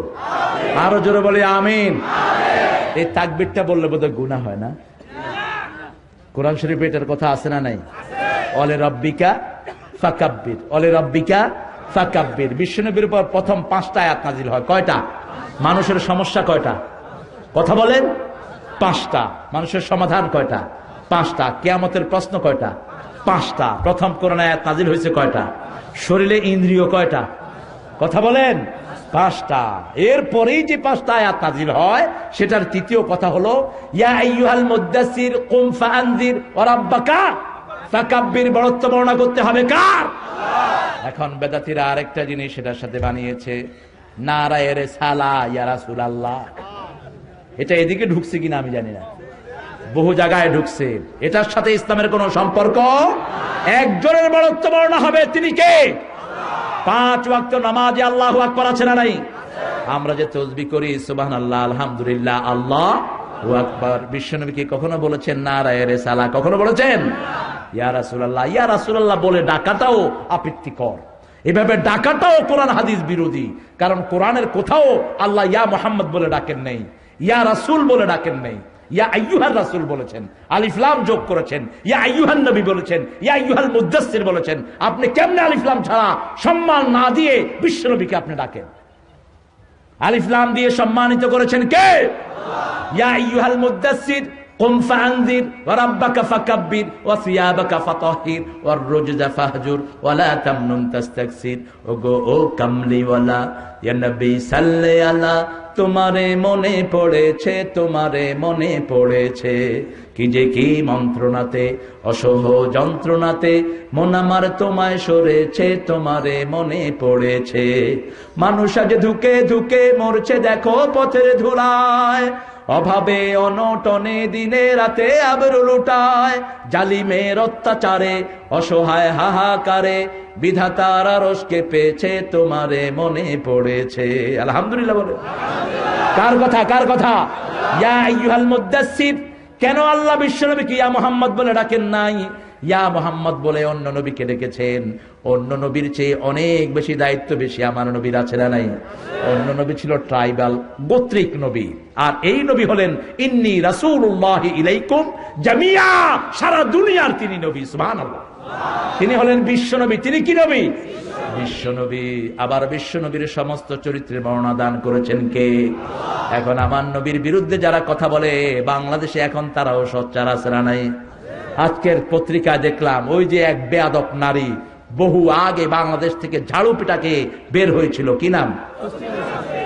আজকে আবার তিনি পত্রিকায় বিবৃতি দিচ্ছেন, একে টেনে ছিঁড়ে ফেলা দরকার। বিশ্বনবীর কোন দুশমন এই বাংলাদেশে থাকতে পারবে না, ঠিক কিনা? এদেশ ইসলামের দেশ, কোরআনের দেশ, এদেশ কোন মুশরিকের দেশ নয়। আমরা নামাজের আজান শুনে ঘুম থেকে উঠি, আবার নামাজ পড়ে ঘুমাতে যাই, ঠিক কিনা? ইসলাম ছাড়া অন্য কিছু আমরা পছন্দ করি। আমাদের এয়ারপোর্টের নাম কি? কেন শাহজালাল হলো বলেন? বলেন বাড়ি কোথায়? বাড়ি সিলেট। আমি সিলেটে জিজ্ঞেস করলাম শাহজালালের বাড়ি কোথায়? এক লোক বলল আমার বাড়ির খরেদি। আমার বাড়ির খরেদি। আমি বললাম তোমার বাড়ি খড়ায়? আমার বাড়ি হলো সুনামগঞ্জ, আমার বাড়ির খরেদি শাহজালাল বাড়ি। কেন তোমার বাড়ির খরেদি শাহজালাল গুলো কেমনে?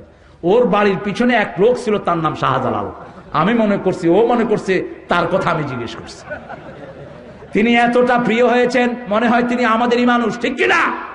কিন্তু তার ভাষার সাথে আমাদের ভাষার কোনো মিল ছিল না, তার খাওয়া দাওয়ার সাথে আমাদের কোনো মিল ছিল শুধু একটা জায়গায় মিল, লা ইলাহা ইল্লাল্লাহ, লা ইলাহা ইল্লাল্লাহু মুহাম্মাদুর রাসূলুল্লাহ সাল্লাল্লাহু। এদেশে তিনি তলোয়ার নিয়ে এসেছেন। কি নিয়ে এসেছেন? তলোয়ারটা এখনো আছে না নাই? গৌর গোবিন্দের বিরুদ্ধে কি করেছেন? কি করেছেন? কি করেছেন? নাকি শুধু তাবিজ দিয়েছেন? শুধু তাবিজ দিয়েছেন আর চুমা দিয়েছেন, শাহজালাল জয় করে নিয়েছেন। পুরা সিলেটকে তিনি ঘিরে ফেললেন মুসলমান সৈন্য দিয়ে। সুবহানাল্লাহ বলেন। ঘিরে ফেলে তাদেরকে আলটিমেটাম দিলেন, আজান হবে, 4 কোণা থেকে 4 জন যারা আসরের নামাজ কাজা করে নেই, এরা 4 জন আজান দিবে। এই সময়ের মধ্যে তুমি তোমার সব লোডা গড়ি নিয়া ভাগো এখান থেকে। যদি তারপরে অবস্থান করো তোমার সাথে তলোয়ার দিয়ে মোকাবেলা হবে, ঠিক কিনা? আজান শুরু হলো। কাফের কখনো আজান সহ্য করতে পারে না, শয়তান কখনো আজান সহ্য করতে পারে। আজান হলে শয়তান কি করে? আর কি করে? আচ্ছা এটা আর করেন না। হ্যাঁ শিয়ালে যা করে শয়তানেও তা করে। কুত্তা যখন শিয়াল যারে দৌড়ায় তখন কুত্তা থেকে বাঁচার জন্য শিয়াল একটা অস্ত্র প্রয়োগ করে। এই আজান শুনলে শয়তানও সেটা করে। ওটার মুখে আনলাম না আর কি। এবার শাহজালাল রহমতুল্লাহ আলাই গৌর গোবিন্দের প্রাসাদ যেখানে, সেখানে সে দাঁড়ালেন। বের হও, সব বের হচ্ছে। কারণ মুসলমানদের রীতি হলো, কেউ যদি তাদের কাছে নিরাপত্তা চায় তাদেরকে নিরাপত্তা দিতে হবে। তাওকে মারা যাবে, আবার কোনো মেয়েকে মারা যাবে না, কোনো শিশুকে মারা যাবে, কোনো বৃদ্ধকে মারা যাবে। শুধু যারা অপরাধী তাদেরকেই শাস্তি দিতে হবে, ঠিক কিনা? তার অপরাধ প্রমাণের পর, তার আগে শাস্তি দেয়া যাবে। বের খাও মা ফি, এটার ভিতরে কি? হাইয়াতুন, সাপ। এটা বের হও। দরজায় দাঁড়িয়ে আছেন কে? হাতে কি? হাতে কি? তলোয়ার। হাতে তলোয়ার। এটা মা হাদা হাইয়া, সাপ। ইয়েমেনের মানুষ। কি এটার ভিতরে? সাপ। ইফতাহ বাবা, এটার মুখ খোলা। গিয়ে দেখে গৌর গোবিন্দ ভিতরে বসে রয়েছি। কি খবর? সামেহানি, মাফ করে দেন। এতলা, মাফ করে দিলাম, যা। সুবহানাল্লাহ বলো। ইসলাম ভালোবাসা দিয়ে এসেছে, তলোয়ার দিয়ে ইসলাম আসে নাই। তলোয়ার দেখানো হয়েছে কিন্তু প্রয়োগ করা হয়নি। যেমন শিশুকে শাসনের জন্য হুজুর বলেছেন লাঠি রাখো, কিন্তু শিশুর গায়ে লাঠি মেরো না। কিন্তু আমাদের অনেক হুজুর পোলাপান্ডে মারতে মারতে নিজের লুঙ্গি খুলে যায়। আমাকে এক লোক বলল যে ছেলেটাকে হেফজোখানায় দিছি, হুজুরে মারতে মারতে হুজুরের লুঙ্গি খুলে গেছে। আমি বললাম নাউজুবিল্লাহ। কোনো অসুবিধা হয়নি, পাঞ্জাবি লম্বা ছিল। আরে ভাই, লম্বা পাঞ্জাবির যারা ঘৃণা করো তোমরা বুদ্ধিমান না। লম্বা পাঞ্জাবি হলো ইসলামের চিহ্ন, নিদর্শন। সুবহানাল্লাহ। বিশ্বনবী স্বপ্ন দেখলেন সব সাহাবায়ে কেরামের পাঞ্জাবি লম্বা, সহিহ হাদিস। কিন্তু একজনের পাঞ্জাবি নিসফে সাক। আল্লাহর হাবিব ফজরের পরে প্রশ্ন করলেন, বলো তো কাকে নিয়ে আমি এই স্বপ্ন দেখেছি? সাহাবায়ে কেরাম বললেন আল্লাহু ওয়া রাসূলুহু আলাম, আমরা কিছুই জানি না, আল্লাহ বিশ্বনবীকে সব জ্ঞান দিয়েছেন। বিশ্বনবী সাল্লাল্লাহু আলাইহি ওয়াসাল্লাম বললেন, আমি আমার ওমরকে নিয়ে এই স্বপ্ন দেখেছি, ওমরের আমলে ইসলামটা আল্লাহ পরিপূর্ণ করে দিবে। পাঞ্জাবি হলো ওই পরিপূর্ণতার চিহ্ন। সুবহানাল্লাহ। আবার বুখারীর বর্ণনা, আবু বকর রাদিয়াল্লাহু আনহু বলছেন, ও আয়েশা, আজকে কি বার? আজকে সোমবার মাগো, আগামী সোমবার পর্যন্ত আমি আর দুনিয়াতে নাও থাকতে পারি। ও মা, আমার গায়ের জামাটা দিয়ে আমার কাফন করে দিও। মেয়ে বলছে, বাবা আমরা তো এত গরিব নই, পুরান জামা দিয়ে কাফন করতে হবে, নতুন কাফনের পয়সা কেনার পয়সা আছে না নাই? আবু বকর রাদিয়াল্লাহু আনহু কতবার জান্নাতের সুসংবাদ পেয়েছেন। বিশ্বনবী নামাজের ইমামতি যেই মানুষটি করেছেন, আল্লাহর হাবিব যার ব্যাপারে বলতেন লাউ কুনতু মুত্তাখিযান খালিলান লাত্তাখাযতু আবা বকর ওয়ালাকিন্নাল্লাহু হুয়াল খলিলুল আসলি হুয়ার রফিকুল আলা। আমি যদি প্রাণের বন্ধু হিসেবে কাউকে নিতাম, আমার আবু বকরকে নিতাম, কিন্তু আসল বন্ধুর নাম আল্লাহ। আসল বন্ধুর নাম আল্লাহ। আমার সবচেয়ে বড় বন্ধু কে? আমার যখন ফুরাবে দিন, আসবে গহীন রাতি, থেকো আল্লাহ এ জীবনে হয়ে চির সাথী, আসবে গহীন রাতি। জীবন নদীর দুকুল জুড়ে আসলে অমানিসা, থাকবে না আর এ দু চোখে একটু আলো দিশা। সেদিন আমার, সেদিন আমার, সেদিন আমার অন্ধ চোখে তুমি আলোর জ্যোতি, আসবে গহীন রাতি। বলেন আমিন। আবু বকর রাদিয়াল্লাহু আনহু এত বড় আমলদার মানুষ। বিশ্বনবী এক বর্ণনায় বললেন, কিয়ামতের ময়দানে আল্লাহ কাহার রূপ ধারণ করবেন, কোন নবী আলাইহিস সালাম আল্লাহর সামনে যেতে সাহস পাবে না। সেই সময় আবু বকর আর ওমরের আমল যখন আল্লাহর সামনে দেয়া হবে, আল্লাহর কাহার রূপ পরিবর্তন হয়ে আল্লাহ রহমান রূপ ধারণ করে নেবে। এত বড় আমল আবু বকর করেছেন। বিশ্বনবী একদিন বলছেন, আয়েশা আকাশের তারাগুলো কি তুমি দেখো? দেখি। আমার ওমরের আমল তারার মতো। আয়েশা কোন কথা বলছেন না রাদিয়াল্লাহু আনহা। হুজুর বলেন, আয়েশা কিছু বলো। বলছি, ইয়া রাসূলুল্লাহ, আমার আব্বার কথা তো আপনি কিছু বলেন নাই। বিশ্বনবী বললেন, আয়েশা রে, ওমর যতটা আমল না করেছে শত ওমরও আমার আবু বকরের কাছে আসতে পারবে না, এত বেশি আমল তিনি করেছেন। সারা কোরআনে একজনকে আল্লাহ সাহাবী বলে পরিচয় দিয়েছেন, তিনি আবু বকর। আল্লাহ একজনকে সাহাবী বলে ডেকেছেন, ইয ইয়াকুলু লিসাহিবিহি লা তাহজান ইন্নাল্লাহা মা'ানা। যখন বিশ্বনবী তার সাহাবীকে বললেন, তুমি মন খারাপ করো না, আমাদের সাথে কে আছে? সেই আবু বকর রাদিয়াল্লাহু আনহুকে বিশ্বনবী বলছেন, ইরহামানা উম্মতি ওয়া উম্মতি আবু বকর, আমরা আবু বকরের উম্মত, ঠিক কি না? সেই আবু বকর নিজের মেয়েকে জবাব দিচ্ছে, মাগো আমার কোনো আমল যদি কবুল না হয়, এই নতুন কাফন পরে আমার কি লাভ হবে? আর যদি আমার আমল কবুল হয়ে যায়, আল্লাহ নিজে পুরান জামা খুলে আমাকে নতুন কাফন পরায়া দিবে।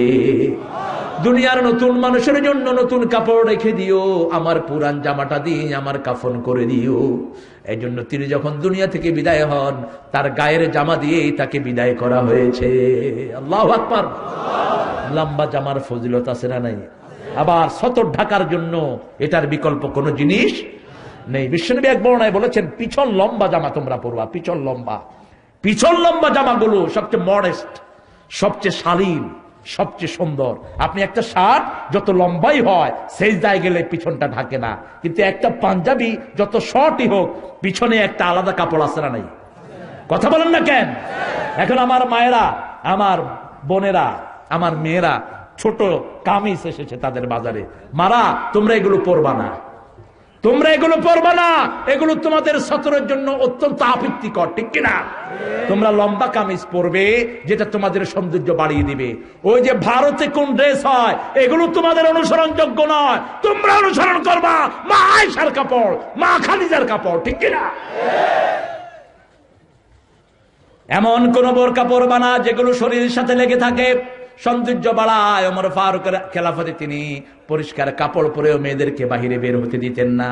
কোন মেয়ে যদি পরিষ্কার কাপড় পরে বের হতো তাকে ঘরে ঢুকতে বলতেন সাইয়েদনা ওমর ফারুক রাদিয়াল্লাহু আনহু। পাইকারি হারে সব মেয়েকে সূরা নূর মুখস্থ করিয়ে দিতেন মুহাম্মদ সাল্লাল্লাহু আলাইহি ওয়াসাল্লামের প্রিয় খলিফা ওমর ফারুক রাদিয়াল্লাহু আনহু। সেজন্য ইসলাম আছে যেখানে আমরা আছি, কারণ আমাদের হিসাব নেবেন কে? সুন্দর করে আমাদেরকে সৃষ্টি করেছেন কে? আমাদের উপর খবরদারি আছে কার? আল্লাহ বলছেন, গোলাম আমি তোমাকে বিভিন্ন চেহারায় সৃষ্টি করেছি। কাল্লা বাল তুকাযযিবুনা বিদ্দীন, কিন্তু তোমরা দিনের ব্যাপারে মিথ্যা কথা বলো। কারা মিথ্যা কথা বলে সেটাও কোরআন শরীফে আছে না নাই? আরাআইতাল্লাযী, পড়েন, আরাআইতাল্লাযী ইউকাযযিবু বিদ্দীন ফাযালিকাল্লাযী ইয়াদুল ইয়াতীম ওয়া লা ইয়াহুদ্দু আলা তুআমিল মিসকিন। আরাআইতাল্লাযী, have you seen those people who are denying the resurrection day? তুমি কি ওদেরকে দেখেছো যারা কিয়ামতের দিনের ব্যাপারে মিথ্যা কথা বলে? এখানে বলেন ইউকাযযিবুনা বিদ্দীন, কিয়ামতের দিনের ব্যাপারে মিথ্যা কথা বলে। তাদের খাসলত হলো এতিমের গলা ধরে ধাক্কা দেয়, ঠিক কিনা? তাদের খাসলত হলো মিসকিনদেরকে খাওয়ার ব্যাপারে উৎসাহিত করে। তাদের খাসলত হলো ফজর পড়লো জোহরের খবর নাই, জোহর পড়লো আসরের খবর, ঘুমাইয়া কাজা করেছো ফজর। ঘুম আসতেছে নাকি? ঘুম আসে? ঘুম তো একটু আসবে। কোরআন আছে যেখানে ঘুম আছে, মসজিদে গেলে যত মরার ঘুম সব আছে না নাই? ইমাম সাহেব দেয় খুতবা আর যে যত পারে ঘুমাইতে থাকে। আর ইমাম সাহেবেরাও যখন খুতবা দেয় না, বয়া বয়া নিজেরাও ঘুমায় কত করে। কারণ মসজিদের জায়গাটাই হলো রহমতের জায়গা। কিসের জায়গা? সারাক্ষণ সেখানে কোরআন তেলাওয়াত হয়, এই জন্য গেলেই শান্তি আছে না নাই? মন খারাপ লাগলে কোথায় যাবেন? কিন্তু আমাদের দেশে মন খারাপ লাগলে বিড়ি খায়, দেখছো কিনা মানো না? হায় রে, বিড়ির একদিন আর হ্যার একদিন, এরকম টানা টানে। কইলাম কি রে? কয় মন খুব খারাপ। খুব খারাপ না? আরে বেকুব, তোর মন তো খারাপ ছিল, তোর ঠোঁটো খারাপ হয়ে গেল। এটা খাস কেন? আবার বাংলাদেশে এরকম জেলা আছে যেখানে ইমাম সাহেব, মুতাওয়াল্লি, মুয়াজ্জিন একসাথে মসজিদে বসে বিড়ি খায়। আমি গেলাম এক মসজিদে, বিশ্বনবী সাল্লাল্লাহু আলাইহি ওয়াসাল্লামের আদাতে মোবারকা ছিল, কোথাও গেলে তিনি প্রথম 2 রাকাত নফল পড়তেন। কয় রাকাত? এটা তিনি মসজিদে পড়তেন যদি মসজিদ থাকতো, আর তা না হলে ভূমিতে পড়তেন। জায়গাটাকে তিনি সাক্ষী রাখতেন। তো চেষ্টা করি, সবসময় পারি না। আপনি কোন এলাকায় গেলেন বারবার, সেখানে যদি কোন মসজিদে, ওই এলাকার মসজিদে আপনি টাচ না করেন, সময় থাকার পরে ওই মসজিদ লানত দিবে আপনাকে। এই জন্য তায়েফের ময়দানে মার খেয়েও বিশ্বনবী এত বড় বদদুয়া করেন নেই। যারা আযান শুনে মসজিদে যায় না, তাদের জন্য যত বড় বদদুয়া করেছেন। বিশ্বনবী সাল্লাল্লাহু আলাইহি ওয়াসাল্লাম বলেছেন, যারা আযান শুনে মসজিদে যায় না, আমার মন চায় তাদের বাড়ি ঘরগুলো আমি আগুন লাগায়া জ্বালায়া দেই। শুধু পারি না শিশু এবং মেয়েদের কারণে। আগুন লাগিয়ে জ্বালিয়ে দিতেন। মসজিদে গেলেই জান্নাতকে কাছে এনে দিবেন কে? মসজিদ আমার মনের বাগান, মসজিদ আমার ঈমান। মসজিদে গেলেই মুমিনের সার্টিফিকেট পাওয়া যায়। সুবহানাল্লাহ বলো। তো মসজিদে গেলাম তাহিয়াতুল মসজিদ পড়ার জন্য, দেখি যে 3 জনে বিড়ি খাচ্ছেন। আমাকে দেখেই বিড়ি পিছনের দিকে নিয়ে গেছে। এখন পিছনে বিড়ি নিলে ধোঁয়া বেশি হয় না, ধোঁয়া বাড়ে। অভিজ্ঞতা আছে মোটামুটি, খারাপ না। তো ধোঁয়া বেড়ে গেছে আরো। আমি বললাম ধোঁয়া কিসের? কয় না কিছু না, কার্পেটের সাথে চেপে কার্পেট পুড়ে ফেলছে, 3টা বিড়িরে নিবে ফেলছে সেখানে। আমি পিছনে গেলাম, দেখি যে বিড়ি। কয় মাফ করে দেব। আমি গেলাম, কেন এটা খান কেন? কয় যে আগে থেকে খাইতেছি তো এখন ছাড়তে পারতেছি না। তো মসজিদে কেন? কয় আমি মুতাল্লি। আপনি? কয় আমি ইমাম। আপনি মুয়াজ্জিন। মানে আর ধরার কেউ নেই, 3 জন ভাগে যোগে খাইতেছি। আর নিষেধ করবে কে? আমরা মসজিদ আমরা খামু, তোমরা কি হয়েছে? বা ওই যে 2 ছেলে তার বাপেরে পিটায়, পালার লোকেরা আসছে, বাপেরে পিটাস কেন? আমার বাপেরে আমি পিটামো, তোর কি বেটা? এগুলো পিটানো দরকার, ঠিক কিনা? এক মসজিদে চুরি করতেছে এক লোক। ইমাম সাহেব এসে বলে, এই তুমি কে? আনা আব্দুল্লাহ, হাদা বাইতুল্লাহ, এটা আল্লাহর ঘর, আমি আল্লাহর বান্দা, চুরি করি, তোমার কি? ইমাম সাহেব ছিলেন খুবই জ্ঞানী, ঘুষি দিচ্ছে, বলছে আল কিলো কিলুল্লাহ, এই কিলো আল্লাহর কিল, তোর পিঠে মারতেছে। আলহামদুলিল্লাহ বলেন। আল্লাহ আমাদের দেশে কত সরল মানুষ দিয়েছেন। আহা, এত সরল মানুষ বাংলাদেশে। এক মুরব্বী মাহফিল থেকে উঠতেছে, আমি গেলাম, আপনি কই যান? কয় 3 নম্বরে যাই আমি। মানে 3 নম্বর কি হলো আবার? 1 নম্বর 2 নম্বর বুঝি। কয় বিড়ি খামু, বিড়ি বিড়ি। এই মাহফিলের কোনায় গিয়ে বিড়ি খেতেছে। আমি বললাম শেষ হয়নি। কয় সুকটান দিতেছে। এমনি ধরছে, এটারে সুকটান দিতেছে, মানে বিড়িও শেষ, ওর ছোট শেষ। আল্লাহ হেদায়েত দান করুন। আজকের মেডিকেল সায়েন্স বলছে বিড়ি শরীরের জন্য মারাত্মক। প্রতি বছর প্রতিদিন 4000 শিশু আক্রান্ত হয় বিড়ির ধোঁয়ার কারণে। প্রতি বছর 12 লক্ষ শিশু মেডিকেলে যায় বিড়ির ধোঁয়ার কারণে। 4 লক্ষ মানুষ বাংলাদেশ থেকে বিদায় হয় বিড়ির কারণে। সারা পৃথিবীতে আজকে এটার বিরুদ্ধে তুফান উঠেছে, কারণ যে শয়তানেরা এটা চালু করেছিল তারা এখন ওটা থেকে বেরিয়ে আসার চেষ্টা করছে। এটা প্রথম চালু করে ইহুদিরা। আল্লাহ ইহুদি থেকে আমাদেরকে হেফাজত করুন। আরো চিৎকার করে বলেন আমিন। বাল তুকাজ্জিবুনা বিদ্দিন, দিনের ব্যাপারে যারা মিথ্যা কথা বলে তারা হলো অপরাধী, ঠিক কিনা? যারা জাহান্নামকে বিশ্বাস করে না তারাই হলো দিনের ব্যাপারে মিথ্যা কথা বলে। আল্লাহ তাদের কথা বলছেন, হাদিহি জাহান্নামুল্লাতী, পড়েন, হাদিহি জাহান্নামুল্লাতী ইউকাযযিবু বিহাল মুজরিমুন ইয়াতুফুনা বাইনাহা ওয়া বাইনা হামিমিন আন ফাবিআইয়ি আলাই রাব্বিকুমা তুকাযযিবা। এই সেই জাহান্নাম যেটাকে জাহান্নামীরা পাপিষ্ঠরা অস্বীকার করত। পাপিষ্ঠরা যদি জাহান্নাম মানত তারা কখনো পাপ করতে পারতো না। এজন্য পাপিষ্ঠরা জাহান্নামীকে অস্বীকার করে, ঠিক কিনা? এই পাপিষ্ঠদেরকে জাহান্নামে একত্রিত করে দিবেন কে? আবার পাপিষ্ঠরা যেখানেই থাকে তাদের জন্য জাহান্নামী থাকে। এরপরের আয়াতে আল্লাহ রাব্বুল আলামিন বলছেন, কাল্লা বাল তুকাযযিবুনা বিদ্দীন ওয়া ইন্না আলাইকুম লাহাফিযিন। আমাদের উপর সংরক্ষণকারী দিয়েছেন কে?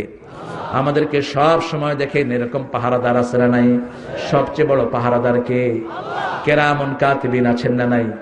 নিজের শরীর আমাদের জন্য আছে না নাই? এই হাত দেখছেন আপনার বন্ধু, কিন্তু এটা আপনার শত্রু হবে, ঠিক কিনা? এই চোখ আপনার বন্ধু, কিন্তু চোখ আপনার বিরুদ্ধে কথা বলবে। কার কথা? এই মুখ আপনার বন্ধু, আপনার বিরুদ্ধে কথা বলবে। আপনার গরু ছাগল গুলো আপনার বিরুদ্ধে কথা বলবে। কে বলছেন? আনতাকানাল্লাহু আনতাকা কুল্লা শাই। আল্লাহ রাব্বুল আলামিন বললেন সব জিনিসের জবান আমি খুলে দেব। বিশ্বনবী সাল্লাল্লাহু আলাইহি ওয়াসাল্লাম বলছেন গরু ছাগলের জবান আল্লাহ খুলে দিবেন। গরুদেরকে জিজ্ঞেস করা হবে কে তোমাদেরকে চুরি করেছে? গরুরা বলবে এই লোক আমাদেরকে চুরি করেছে, চুরি করে হজে গিয়েছে, আলহাজ গরু চোর, আলহাজ গরু চোর। আবার রাস্তার ইট যারা চুরি করেছেন, রাস্তা একটা 3 মাসও টিকে না। আহা কি ফুর্তি, বারবার টেন্ডার হইবে, বারবার পয়সা কামাই হইবে, আর জনগণ শুধু কষ্টই করিতে থাকিবে। এত সহজে আল্লাহ ছেড়ে দিবেন না, ঠিক কিনা? রাস্তার পয়সা মেরে বহু ইঞ্জিনিয়ার মসজিদ বানায়, তে অবশ্য নাই।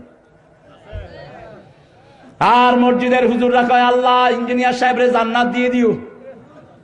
জান্নাত কি তোমার বাপের জান্নাত? রাস্তার পয়সা মেরে যারা মসজিদে ঢুকিয়েছো, জান্নাত তো দূরের কথা, মানুষের ঝাড়ুর বাড়ি খাবা কিয়ামতের ময়দানে, ঠিক না? ঠিক। এই রাস্তায় হিন্দু ভাইদের চলার অধিকার আছে না নাই? পশু পাখি চলার অধিকার আছে না নাই? আপনি কয়জনের হক মেরেছেন? অল্প কিছু মুসল্লির জন্য আপনি মসজিদ বানিয়েছেন, বাকি লোকদের জন্য আপনি কি করেছেন? তাদের হক তো আপনি নষ্ট করে দিয়েছেন, ঠিক না? ঠিক। এই জন্য প্রত্যেকের হক তাকে ফিরে দিতে হবে। কার হুকুম? আল্লাহ রাব্বুল আলামিন বলেছেন তোমাদের জন্য আমি সংরক্ষণকারী রেখেছি, কিরামান কাতিবিনা ইয়ালামুনা মা তাফআলুন ইন্নাল আবরারা লাফি নাঈম ওয়া ইন্নাল ফুজ্জারা লাফি জাহিম। নেক কাজ আছে যেখানে আনন্দ আছে, নেক কাজ আছে যেখানে শান্তি আছে। মসজিদে গেলে শান্তি আছে না নাই? কথা বলেন। তারাবি যখন পড়ি কষ্ট আছে না নাই? কিন্তু তারাবি যখন শেষ করি কেমন লাগে? নেক কাজগুলোর শুরুতে হলো কষ্ট, শেষে হলো শান্তি। আর বদ কাজগুলোর শুরুতে মজা, শেষে অশান্তি। চল সিনেমা হলে যাই। সিনেমার নাম কি? খাইছি তোরে। সিনেমার নাম হলো খাইছি তোরে, মানে তোরেও খাইছি, তোর ইমানও খাইছি। চল। ফুর্তির সাথে দেখলো, কিন্তু যখন দেখে বের হয় মনে হয় সবগুলো চোরার ডাকাত, কারো সাথে কারো কোনো কথা নাই, সবগুলোর মতনই। ঘরে আসলে বাপ মায়ের মালামত আছে না নাই? ওস্তাদদের পীড়া আছে না নাই? আছে। আর আকাশ জমিনের যত প্রাণী আছে সব তার জন্য লানত দেয়, ঠিক না? ঠিক। আর আপনারা যারা এসেছেন আপনাদের জন্য দোয়া করছেন কে? আল্লাহর সমস্ত ফেরেশতারা আপনাদের জন্য দোয়া করছে। আরশ থেকে আল্লাহ একটা রহমতের চাদর দিয়ে আপনাদেরকে ঢেকে রেখেছেন। এই চাদরের নিচে বড় গুনাহগার আসলেও তার জীবনের গুনাহগুলো মাফ করে দিবেন কে? এই জন্য শান্তি আছে সেখানে, নেক কাজ আছে সেখানে। আমরা যখন ইফতার খাই মজা আছে না নাই? এরকম মজা কোন বেরোজগারি পাবে? পাবে না। কিন্তু অনেকেই কয় হেলায় রোজা রাখি নাই, ইফতারি না খায় কাফের, মনে কি হেলায়। পুরান ঢাকার লোকেরা যে কত মজার, এরা এই শালা শব্দটাকে বিশেষভাবে এদের জন্য আবিষ্কার করে নিয়েছে। এরা বাপেরও শালা কয়, বাপে পোলারেও শালা কয়। আমি যখন ৭৭ সালে ঢাকায় প্রথম বসবাস শুরু করি, এক গলিতে গিয়ে দেখি এক মুরব্বী ছেলেকে বলছে, আবে হালা কই গেছিলে? ছেলেকে, বাবা হালা বইলা গেছ? তুমি হালা আমরা পাঠাইছিলা? আমি কইলাম বুড়া মানুষ হালা হয় কেন? আমি দাঁড়িয়ে বললাম, মুরব্বী আপনাকে মধ্যে সম্বন্ধীকে কয় তুমি হালা ভিতরে ঢুকছো কে? আমি গেলাম এই মেয়ে, আমি আপনার হালা হইলাম কবে? কয় এটা হলো মোহাব্বতের হালা, বুঝছো নাকি? খুব আন্তরিক এরা, কিন্তু খুবই আন্তরিকতা রাখে। আবার ঢাকার ছেলেরা যেখানে পড়ে, যেমন জামিয়াতে আমি শেফাউল যেখানে পড়েছি, ঢাকার এক ছেলে ছিল খুবই সরল। তো তোর নাম ছিল কাউসার, ওর ছোট ভাইয়ের নাম সারোয়ার। তো মোল্লাদের সাথে পড়তো ওই ছেলেটা। তো ফজলুল্লাহ হুজুর গাফরাহুল্লাহ তিনি প্রায় মাগরিবের নামাজ পড়াতেন, সূরা কাউসার শেষে পড়াতেন। তো 2-3 দিন সূরা কাউসার শুনলো, এগিয়ে হুজুরে কয়, হুজুর আপনি ডেলি আমার নাম কোন কে? আপনি কালকা থেকে নামাজের ভিতরে কবেন ইন্না আতাইনা কাল সরোয়ার, আপনি শুধু আমারে ডাকেন, আমার ভাই রাগ করছে। কি সরল দেখেন। এই পোলা সবাইরে শালা বলা শেষ।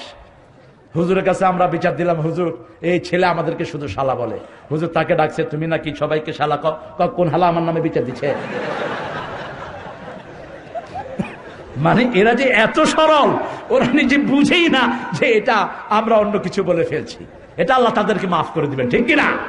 কিন্তু এদিক থেকে সব ভাষার চেয়ে পবিত্র ভাষা হলো কোরআনের ভাষা।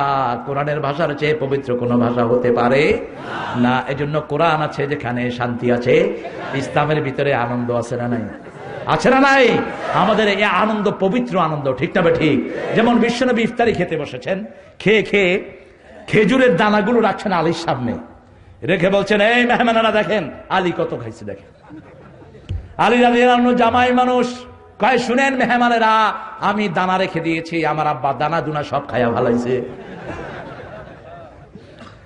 বিশ্বনবী মসজিদে নববীতে বসে বসে মুস্কি হাসছেন। সাহাবায়ে কেরাম কয়েকজন বলেন, হুজুর আপনি মুস্কি হাসেন কেন? মসজিদে নববীর সামনে বেলাল রাদিয়াল্লাহু আনহু মোরগ জবাই করেছেন।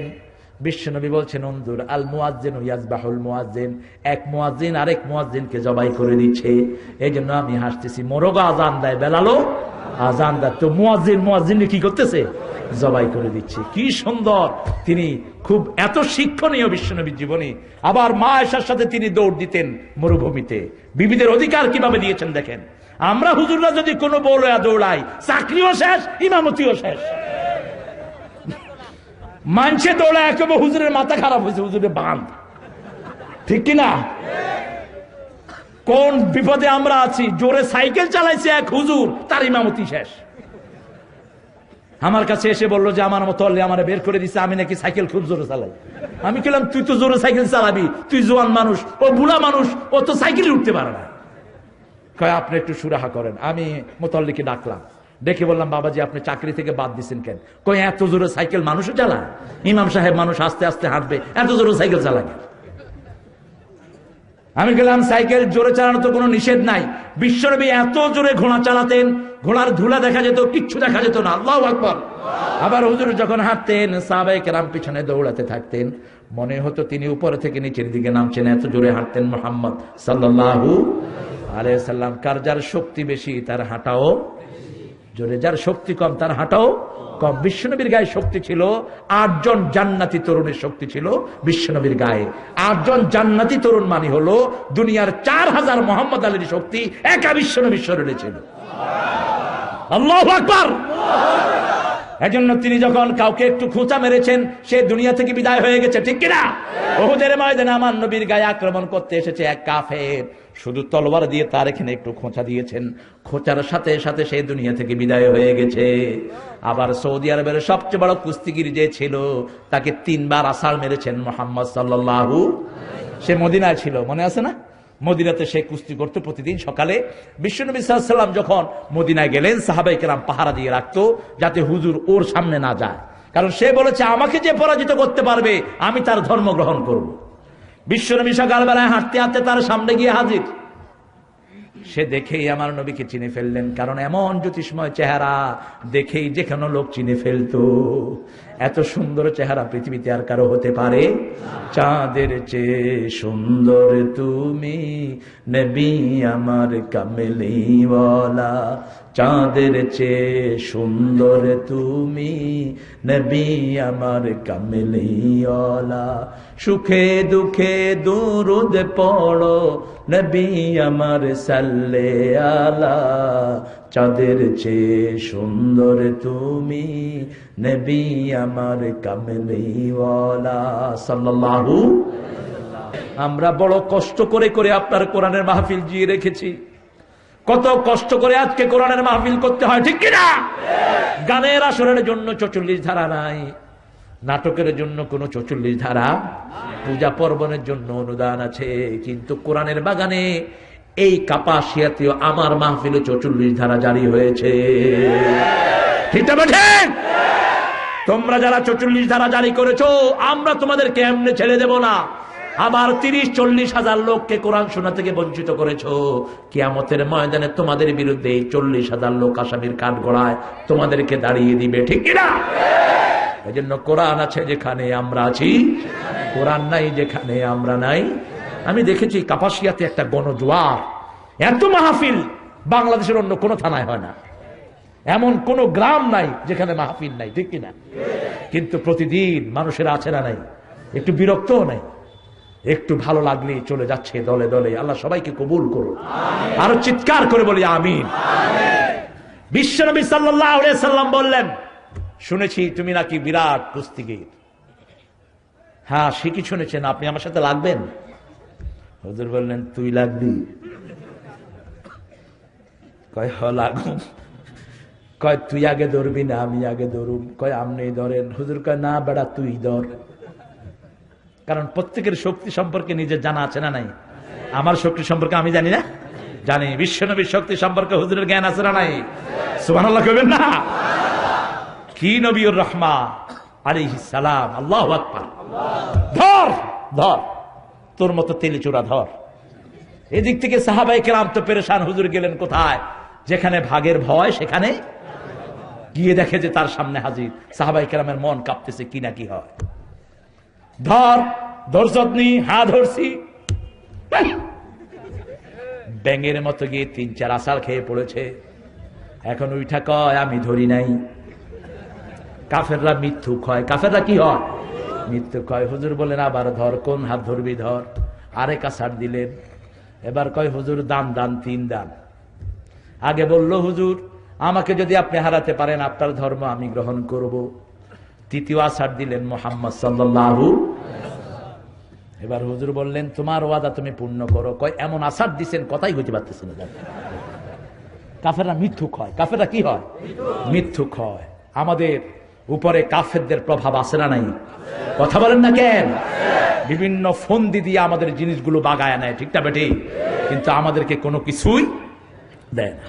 আল্লাহ রাব্বুল আলামিন বলছেন গোলাম তোমরা কিয়ামতের দিবসের ব্যাপারে মিথ্যা কথা বলো না। কিয়ামতের দিবসের ব্যাপারে ঈমান আনলে চরিত্র ভালো করে দিবেন কে? যত জিনিস মানুষ চুরি করে সবগুলো ঘাড়ে তুলে দিবেন কে? একটা জিনিসও বাহিরে থাকবে না। আমি চিন্তা করতাম এত ছোট ঘাড়ে এত জিনিস কেমনে জায়গা হবে। বিশ্বনবী সাল্লাল্লাহু আলাইহি ওয়াসাল্লাম বললেন এক এক জাহান্নামীর ঘাড় উহুদ পাহাড়ের মতো আল্লাহ চওড়া করে দিবেন। যত জিনিস চুরি করেছো সব ঘাড়ে তুলে দিবেন কে? ওই যে এক লোকের 2টি প্রাণী ছিল, একটা ছিল গাধা আর একটা ছিল ছাগল। গাধা ছাগল গাধারে কয় গাধা তুই আসলেই গাধা। গাধা কয় তুই কইলো গাধা না কইলো গাধা, তুই কস কে বেড়া? কয় দেখ তোর মালিক কখনো আদর করে না, তোর জন্য কোনো খাওয়া রেডি করে দেয় না, আমাকে গোসল করা, গলা চুলকিয়ে দেয়, কত আদর আমাকে করে। ছাগল গাধা কয় ঠিকই তোমারে আদর করে, কোরবানির চাঁদ উঠছে সেই জন্য তোমার আদর বেড়েছে। খাও ভালো করে খাও, আমার আল্লাহ বলেছেন কুলু ওয়া তামাত্তাউ, খাও খাও। হিসাব নিবেন কে? কে নিবেন হিসাব? প্রত্যেকটি জিনিসের হিসাব আছে না নাই? এমনকি সাহাবায়ে কেরাম বলেন হুজুর পানিরও কি হিসাব দিতে হবে? আল্লাহর হাবিব বললেন পানিরও হিসাব দিতে হবে, কারণ এই পানির অভাবে বহু মানুষ দুনিয়া থেকে বিদায় হয়, ঠিক কিনা? বিশ্বনবীর কলিজার টুকরা হুসাইনের কলিজার টুকরা কারবালার ময়দানে 1 কাতরা পানির জন্য দুনিয়া থেকে বিদায় হয়েছে। এই জন্য বিশ্বনবী বলতেন সাগরে থাকলেও পানির অপচয় করো না। এক সমুন্দর নে আওয়াজ দি, एक समुंदर ने आवाज दी, मुझको पानी पिला दीजिए, मुझको पानी पिला दीजिए, लज्जते गम बढ़ा दीजिए। সাগর ডেকে ডেকে বলে আমাকে পানি এনে দাও, মিষ্টি পানি। নোনা পানিতে কারো তৃষ্ণা মিটে না। সেই দিন নোনা পানি মিষ্টি পানি সব একসাথ করে দিবেন কে? আর মানুষের আমলগুলো হাতের সামনে হাজির করে দিবেন কে? আর মানুষের সব কথাগুলো মানুষের মুখ থেকে বের করবেন কে? আল্লাহ একটাও পড়বেন না। আপনি সলিমদ্দি কলিমদ্দি যা রেডি করেছেন সব আপনাকেই পড়তে হবে, ঠিক কিনা? আল্লাহ কোন মানুষকে দলে বলে আসতে দিবেন না। ফরদান বেফরদিন, যত বড় নেতাই হন একা একা হাজির হতে হবে, ঠিক কিনা? আর নিজের হিসাবটা নিজেকেই পড়তে, আল্লাহ পড়বেন না, পড়বে কে? প্রত্যেক মানুষের করা কিতাবাক কাফা বিনাফসিকাল ইয়াউমা আলাইকা হাসিবা, you read your book, you are enough to take your accountability. ঠাই নাই ছোট সেতরি, তোমারই সোনার ধানে গিয়েছে ভরি। ছোট্ট 30 বছর 40 বছরের জীবনে কি কি আমল করেছেন সব আছে না নাই? একটু চক্ষু বন্ধ করলেই 70 বছরের জীবন সামনে চলে আছে, ঠিক না বেঠি? আমি ইংল্যান্ডের রাস্তায় হাঁটছি। ইংল্যান্ড, আমেরিকা, পাশ্চাত্য পৃথিবীতে কোন বুড়া মানুষকে যদি কেউ বুড়া কয় তাহলে ওর জান শেষ করে ফেলবে তারা। বুড়া মানুষকে বুড়া বলা যাবে না, বুড়া মানুষকে বলা হয় ইয়ং ম্যান। আমি তো আর এটা জানি না। ট্রেনে 2 বুড়া মহিলা লাঠি দিয়ে উঠে আমার সামনে, 90 সালের কথা বলছি, প্রথম যখন যাই, তো 90 সালে আমার বয়স আরো বেশি ছিল না, বেশি ছিল। তো আমি বসে আছি, দেখি যে বুড়ি দুইজনে সাজতেছে, সে যে একজন আরেকজনকে জিজ্ঞেস করতেছে, gas how old I am, আমার বয়স কত, তো তোর বয়স 40, এখন তোর 40 বছরের যুবতী লাগতেছে এখন। তো এ আবার সে যে ওরে জিজ্ঞেস করছে, দেখ আমারে কেমন লাগে, তোর বয়স 30। দুইজনে খুব খুশি। আমি একটু চিন্তা করলাম যে এই দুইটার বয়স তো 80-র নিচে হবে না, হাঁটতেই পারে না, এগুলো 30 হয় কেমন। আমি বললাম যে both of you are not less than 80, তোমরা দুইজন 80 বছরের নিচে হবে না। এখন নাউজুবিল্লাহ আমারে লাঠি দিয়া 3 গুতা দিছে, হায় রে গালিগালাজ। আমি চিন্তা করলাম কি মহাব্বত মুশকিলে না পড়লাম। আমি বললাম alright, both of you are teenagers, তোমরা দুইজনের বয়স হলো 20-এর কম। এখন ঠান্ডা হয়েছে। পরে আমি একজন অভিজ্ঞ মুসল্লিকে জিজ্ঞেস করলাম, কোন জিনিস তোমাদের দেশের লোকদেরকে বেশি গরম করে? কয় কারো বয়স বুড়া কইছো, তোমার অবস্থা খারাপ করে ফেলবে। আমি বললাম তো বুড়া মানুষের কি কমু? কয় বুড়া মানুষের কইবা ইয়ং ম্যান, হাঁটতে পারে না এটাও ইয়ং ম্যান। রাস্তা দিয়ে এক বুড়া হাঁটছে, আমি বললাম young man how are you? I am fine. How is your stick? তোমার লাঠি কেমন? It's very good. বললাম can you remember your childhood? তুমি কি তোমার শিশুকালকে মনে করতে পারো? দেখি যে বুড়ার চোখে পানি। শিশুকাল এমন এক নিয়ামত, সবার স্মৃতি আছে না নাই? কথা বলেন। স্মৃতিরা ঘুমিয়ে থাকে, আনমনা ক্লান্তিতে ফিরে আসে বেদনায়। মনে পড়ে পাঠশালার ওই দিনগুলো, মনে পড়ে পাঠশালার ওই দিনগুলো, মিষ্টি মধুর দিনগুলো, সোনালি সেই দিনগুলো। ঠিক কিনা? প্রত্যেকের শিশুকাল আছে না নাই? আহা কি শিশুকাল। বুড়া কাঁদতেছে। আমি বললাম why you are crying? কয় my dear friend, just like yesterday, 90 years gone from my life. মনে হয় গতকাল, কিন্তু আমার জীবন থেকে 90 বছর পার হয়ে গেছে। চোখের পলকে সব স্মৃতি মনে আসে কি আসে না? এই জন্য আল্লাহ বলবেন ইকরা কিতাবাক, তোমার বইটা তুমি পড়ো।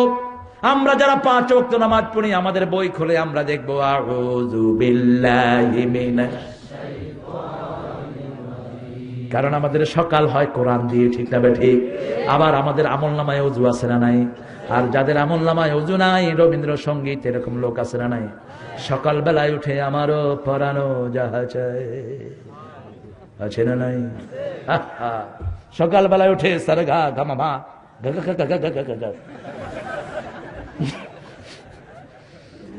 কি কিয়ামত। এ গলাতে ঘেগে ঘেগে করে, বাড়ির কুত্তাও ঘেগে ঘেগে করে বাড়ি। আরে মিয়া কোরআন তেলাওয়াত করো, এই ঘেগের দরকার নাই, ঠিক কিনা? কোরআন তেলাওয়াত যারা করে তাদের কণ্ঠ সুন্দর করে দেন কে?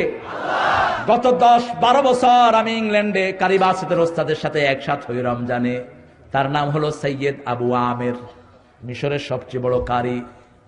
বয়স হলো এখন তার 82 বছর। মাথাটা এরকম কাঁপে, কিন্তু যখন কোরআন তেলাওয়াত করে মনে হয় 25 বছরের যুবক তেলাওয়াত করছে। তারাবি পড়ায়, একটানা 10 রাকাত পড়ায়, একটা লোকমা লাগে না। 50-60 হাজার লোকের ইমামতি করে, একটা লোকমাও দিতে হয় না। আমি তাকে জিজ্ঞেস করি মা শুউরুক হাইনা তাতলুল কোরআন, তোমার কি অনুভূতি থাকে যখন তুমি কোরআন পড়ো? সে বলে জামিউল কোরআন ফি ইয়াদি জাই সূরাতুল ফাতিহা, পুরা কোরআন আমার হাতের কাছে সূরা ফাতিহার মতো মনে হয়। এত সুন্দর তার কণ্ঠ, কোরআন তেলাওয়াত করলেই কণ্ঠ সুন্দর করে দেন কে? আল্লাহ। আমি টেলিভিশনে একটা প্রতিযোগিতায় বলেছিলাম, বাংলাদেশের অনেক নামি দামি শিল্পীরা সেখানে ছিলেন। আমি বললাম আপনারা যেই সারগামগুলো শিখেন, এই সারগামগুলোতে গলার সবগুলো ঘরনা টাচ করে না।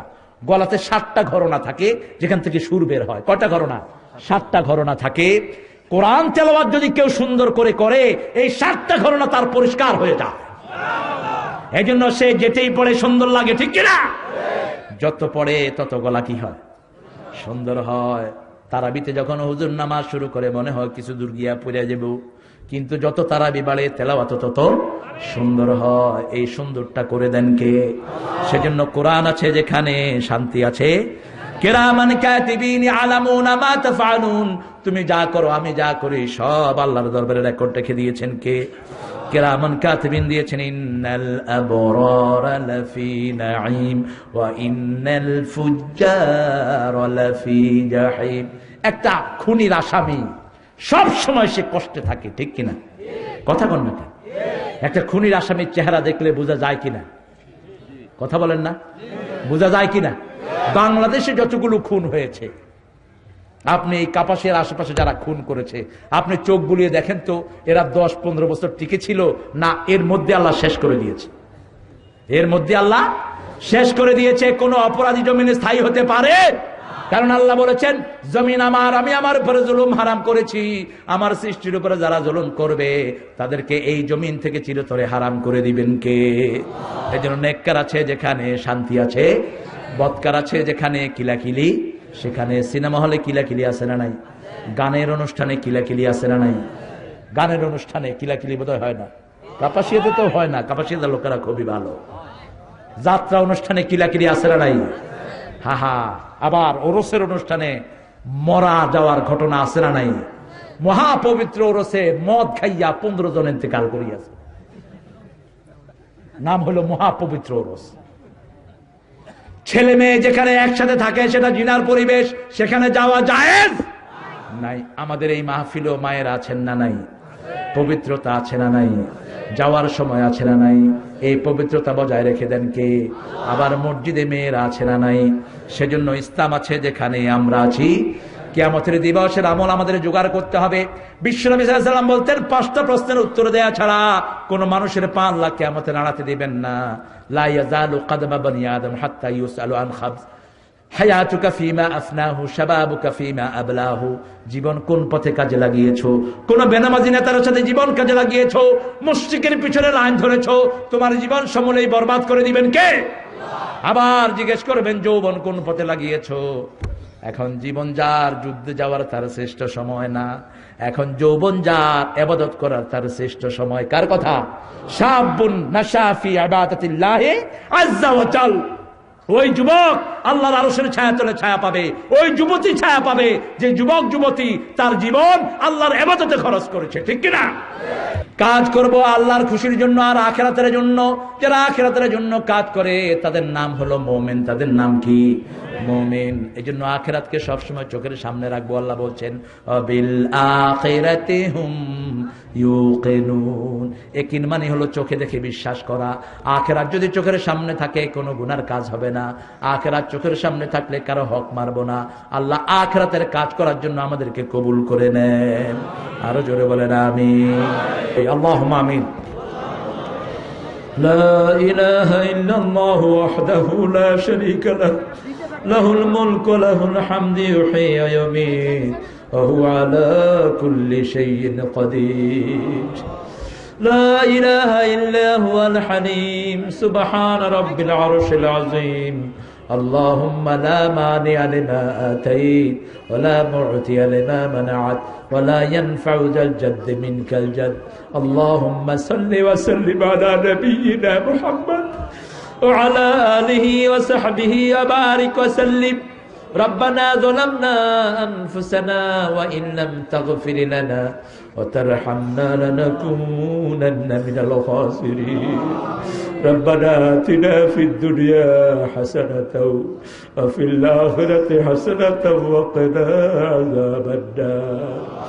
সারা জীবনের গুনার বোঝা কাঁধে নিয়ে আজকে 14 বছরের প্রান্তে বসে আল্লাহ তোমার হাজার লক্ষ গোলাম বান্দা বান্দি নিয়ে আমাদের সবার প্রিয় আলেম, প্রিয় ওস্তাদ ওয়ারেস আলী সাহেবের রেখে যাওয়া এই মাদ্রাসা থেকে আমরা গুনাহগারেরা হাত তুলেছি। আমরা গুনাহগার, কিন্তু তোমার কোরআন তো মাসুম। আমাদের গুনার জন্য আমরা বড় অপরাধী, আমরা বড় লজ্জিত। তুমি ছাড়া গুনাহ মাফ করার আর কেউ নাই। আমাদের গুনার দিকে তাকিয়ে নয় সূরা ইনফিতার আমরা তেলাওয়াত করেছি। গত 3 দিন ধরে আমার চেয়ে অনেক বড় বড় আলেম এখানে কথা বলেছেন। সেই আলেমদের কোরআন তেলাওয়াতের উসিলায়, আমাদের ইনফিতার তেলাওয়াতের উসিলায় আমাদের জীবনের গুনাহগুলো তুমি মাফ করে দাও। আজকের নামাজ, আজকের রোজা, আজকের ভালো আমল সহ সারা জীবনের আমল তোমার শাহী দরবারে কবুল করে নাও। তার হাদিয়া সমস্ত আম্বিয়ে কিরামের আরওয়াহ মুবারকে পৌঁছায় দাও। বিশেষ করে যেই নবী উহুদের ময়দানে দান মুবারক শহীদ করেছেন কোরআনের জন্য, মাথার খুলি ভেঙে লোহার পাট ঢুকে গেছে। তায়েফের ময়দানে শরীরের এমন কোন জায়গা নাই যেখানে পাথরের আঘাত পড়ে নাই। সেই নবী আলাইহিস সালাম ইসলামের জন্য কত কষ্ট করেছেন, আজও তার পথ ধরে বহু তোমার বান্দা কোরআনের জন্য কষ্ট করছে, কোরআনের জন্য জেলখানায় পড়ে আছে অনেক গোলাম। আল্লাহ তাদেরকে তোমার নবীর সুন্নতের জন্য কবুল করো, তাদের জীবনের গুনাহগুলো মাফ করে নাও, আর আমাদের জীবনের সকল সওয়াব তুমি তোমার নবী পাকের রওজা মুবারকে পৌঁছিয়ে দাও। এ পর্যন্ত যত মুমিন মুমিনাত কবরে চলে গেছে, আল্লাহ গত 14 বছর ধরে আমি আসছি, আমি নিজেই জানি না এই 14 বছরে কতজন এই মাঠ থেকে বিদায় হয়ে গেছে। আল্লাহ তাদের কবরগুলোকে তুমি জান্নাত বানায়া দাও, সেই সাথে সারা দুনিয়ার মুমিনদের কবরগুলোকে তুমি জান্নাতুল ফেরদাউস বানাও। বিশেষ করে সবচেয়ে আদরের মা, সবচেয়ে আদরের বাবা আমাদের যাদের নাই, ও গো মা তুমি এই ধরনের শ্রেষ্ঠ নেয়ামত, তোমারই পদ তলে রয়েছে জান্নাত। এই পৃথিবী থাকতো গো ফুল পাখিহীন, এই পৃথিবী থাকতো গো মায়া মোহহীন, যদি না পেত মায়ের মায়ারি হাত, যদি না পেত বাপের মায়ারি হাত। ও গো মা তুমি এই ধরনের শ্রেষ্ঠ নেয়ামত, তোমারই পদ তলে রয়েছে জান্নাত। আমার মা গেছে চলে, আমার বাবা গেছে চলে, দুজনারে জান্নাত দিও তোমার আরশ তলে। আমার মা গেছে চলে, আমার বাবা গেছে চলে, দুজনারে জান্নাত দিও তোমার আরশ তলে। প্রচন্ড শীতের সময় সারা রাত মাথার কাছে বসে বসে একজন গায়ের ল্যাপ টেনে দিত, চোখ খুলে দেখতাম সেই তো আমার মা। প্রচন্ড দুপুরের রোদে সন্তান ঘুমিয়ে আছে, ঘাম বেয়ে বেয়ে শরীরে পড়ছে, মাথার কাছে বসে কে যেন বাতাস করে দিত, চোখ খুলে দেখতাম আমার বাবা। আল্লাহ পিতা মাতার জীবনের গুনাহ মাফ করে দাও, পিতা মাতার কবরকে জান্নাতের বাগানে বানাও, পিতা মাতার গায়ে বেহেশতের পোশাক পরায়া দাও। যাদের পিতা মাতা বেঁচে আছে হায়াত দারাজ করো, নেক আমলের তৌফিক দাও, রোগ বিমারি থেকে শাফা দাও। রব্বির হামহুমা কামা রাব্বায়ানি সগীরা। আল্লাহ রাব্বুল আলামিন এই মাহফিল খানা যিনি শুরু করেছিলেন, আজকে তিনি নাই, ওয়ারিস আলী সাহেবের কবরকে জান্নাতের বাগান বানাও, তার বিবিকে জান্নাতি বানাও, তার ছেলেকেও তুমি জান্নাতি বানায়া দাও, তার সুযোগ্য সন্তানেরা যারা বেঁচে আছে তাদের হায়াত দারাজ করো। আল্লাহ আমার শেফাউলকে তুমি কবুল করো। আল্লাহ রাব্বুল আলামিন তুমি চিনো তাকে সবচেয়ে ভালো করে। আল্লাহ আমি যতদিন ধরে তাকে দেখেছি আমি তাকে বড় মুখলেস পেয়েছি। আল্লাহ তার হায়াত তুমি দারাজ করো, তার বড় ভাইকে তুমি কবুল করো। আল্লাহ তার সাথে এই মাঠের সকল ভাই বোনকে তুমি কবুল করো। আল্লাহ রাব্বুল আলামিন যেই ছেলেগুলো দিন রাত পরিশ্রম করেছে, নিজের খেয়ে খেয়ে নিজের কাজ সব বাদ দিয়ে তোমার কোরআনের জন্য যারা আজকে 14 বছর ধরে পরিশ্রম করে, আল্লাহ শেফার সকল সাথীকে তুমি কবুল করো। এই সমাজ কল্যাণ পরিষদ সবাইকে তুমি কবুল করো। সমাজ কল্যাণ পরিষদের সকল মেম্বারের জীবনের গুনাহ তুমি মাফ করে দাও, তাদের আব্বা আম্মাকে তুমি কবুল করো। আমার ভাইয়ের মা অসুস্থতাকে তুমি কবুল করো, তার অসুস্থতা তুমি ভালো করে দাও। সেই সাথে যত রোগী এখানে হাত তুলেছে ভালো করে দাও। আল্লাহ আমাদের সভাপতি হুজুর সহ যত দাড়ি পাকা লোক এখানে এসেছে আবু বকর রাদিয়াল্লাহু আনহুর মতো কবুল করো। আল্লাহ রাব্বুল আলামিন যত যুবক এখানে হাত তুলেছে সাইয়েদনা হামজার মতো তাদেরকে কবুল করো, তাদের জীবনের গুনাহগুলো তুমি মাফ করো, তাদেরকে ইসলামের শ্রেষ্ঠ সৈনিক বানায়া দাও, তাদের অভাব তুমি দূর করে দাও। আমাদের সকল সাংবাদিক ভাইদেরকে তুমি কবুল করো। আল্লাহ আমার যত মা বোন এসেছেন মা বোনদেরকে মায়েশা ফাতেমার মতো কবুল করো। আমাদের মা বোনদের কষ্ট, আমরা পুরুষেরা একা চলে আসি, মায়েরা একজন যখন আসে কোলে একটা শিশু, হাতে একটা শিশু, আরেকটা পিছনে আম্মা আম্মা করে চিৎকার করে। এই অবস্থায় মাইলকে মাইল হেঁটে হেঁটে তারা কোরআনের বাগানে চলে যায়। আমাদের মাদেরকে তুমি সাইয়েদনা ফাতেমার মতো কবুল করে নাও। মায়েদের জীবনের চাওয়া পাওয়া কবুল করো। অনেক ভাই সন্তান হয় না, দীর্ঘ জীবন বিবাহ করেছেন, তাদের ঘরকে নেক সন্তান দিয়ে ভরে দাও। তাদের কুলগুলোকে ইসমাইল আলাইহিস সালামের আব্বার মতো ভরে দাও। ইব্রাহিম আলাইহিস সালামের ঘরের মতো তাদের ঘরগুলোকে তুমি কবুল করো। ছোট্ট ছোট্ট মাসুম শিশুগুলোকে হাসান হোসাইনের মতো কবুল করো। আমার পরীক্ষার্থী ছেলে মেয়েদেরকে পরীক্ষায় কামিয়াবি দান করে দাও। আল্লাহ রাব্বুল আলামিন, আমার রফিকের মেয়েকে তুমি সুস্থ বানায়া দাও। আমার শেফাউল হকের বাচ্চাদেরকে তুমি কবুল করো। আমাদের সভাপতি হুজুরের ছেলেদেরকে মেয়েদেরকে সাথে সাথে এই এলাকার যত ছেলে মেয়ে হাত তুলেছে তাদেরকে কবুল করো। আল্লাহ কাপাসিয়াকে তুমি ইসলামের জন্য কবুল করো। দুলাল ভাইয়ের মেয়ে অসুস্থ, তাকে তুমি শাফা নসিব করো। যত জন্তু আছে সবার অসুখ ভালো করে দাও। এক ভাই সিঙ্গাপুরে থাকে, বিদেশে কত কষ্ট করে, তাকে তুমি শাফা নসিব করে দিও। আল্লাহ যে নিয়তে হাত তুলেছে নিয়ত পূরণ করে দাও। আল্লাহ আমার শেফা যে আদর্শকে সামনে রেখে সমাজ কল্যাণ গঠন করেছে, তার অর্থনৈতিক সমস্যা তুমি দূর করে দিও। আল্লাহ কাপাসিয়ার এমন কোন দল নাই যারা এই মাহফিলটাকে ভালোবাসে না। সকল দলের সকল ভাই বোনকে তুমি কোরআনের জন্য কবুল করো। আল্লাহ সারা বাংলাদেশকে তুমি কোরআনের জন্য কবুল করো। যারা দেশ চালায় তাদেরকে কোরআনের জন্য কবুল করো। যারা কোরআনের জন্য জেলখানায় কষ্ট পাচ্ছে, আল্লাহ তাদের হায়াত তুমি দারাজ করে দাও। আসল অপরাধী যারা তাদেরকে তুমি শাস্তি দাও। আসল মানবতা বিরোধী যারা তাদেরকে তুমি শাস্তি দাও। আমার বিডিআরকে যারা হত্যা করেছে তাদেরকে তুমি শাস্তি দান করো। আমার ছেলেদেরকে শেয়ার বাজারে যারা লক্ষ কোটি টাকা আত্মসাৎ করেছে তাদের বিচার তোমার কাছে চাই। আমার ফেলানির লাশ যারা তার কারণে ঝুলিয়েছে তাদের বিচার করো। আল্লাহ আমার হাবিবুরকে যারা উলঙ্গ করে পিটিয়েছে তাদের শাস্তি তুমি দান করে দিও। আল্লাহ তোমার দরবার বড় বিশাল দরবার। আল্লাহ কেউ কখনো তোমার দরবার থেকে খালি হাতে ফিরে নেই। আমার যত মা বোনেরা মেয়েরা এসেছে সবাইকে তুমি কবুল করো। ফারিহা সহ, ফারিয়ার মতো যত ছোট ছোট বাচ্চাগুলো, মুন্না সহ সবাইকে তুমি কবুল করো। আল্লাহ আমাদের মাদ্রাসা স্কুল কলেজগুলোকে দিনের মার্কাজ তুমি বানায়া দাও। বাংলাদেশের উপরে তোমার খাস রহমত নাজিল করো। সারা দুনিয়ার মুসলমানদেরকে তুমি কবুল করো। আমাদের দেশের হিন্দু বৌদ্ধদেরকেও ইসলামের জন্য তুমি কবুল করো। আমার পুলিশ, আমার র্যাব, আমার আর্মি, আমার বিডিআর, আমার এনএসআই, ডিবি কত কষ্ট জনগণের জন্য করে। আমার টিএনও, ডিসিএসপি সবাইকে ইসলামের জন্য কবুল করো। আল্লাহ তোমার কোরআন শুনেছি এতক্ষণ যে এই ভালোবাসা আমাদের মধ্যে জন্ম নিয়েছে। আমরা যদি বাকি সময় তোমার কোরআন মানতাম, আমার দেশটা তো স্বর্ণের টুকরা চেয়ে দামি হয়ে যেত। এই কথাটা তোমার আইন মানলেই শান্তি পাওয়া যায়, এই কথাটা বুঝার শক্তি আমাদের সবাইকে দাও। আমাদের সবাইকে তুমি হেদায়েত নসিব করো। আমাদের সবাইকে তুমি জাহান্নাম আগুন হারাম করে দিও, জান্নাতের শ্রেষ্ঠ বাসিন্দা বানায়া দিও। আল্লাহ জানি না কার জানাজার কাপড় দোকানে এসেছে, জানি না কার জীবনের শেষ মোনাজাত এই মোনাজাত। জাহান্নামের আগুন আমাদের জন্য হারাম করে দিও।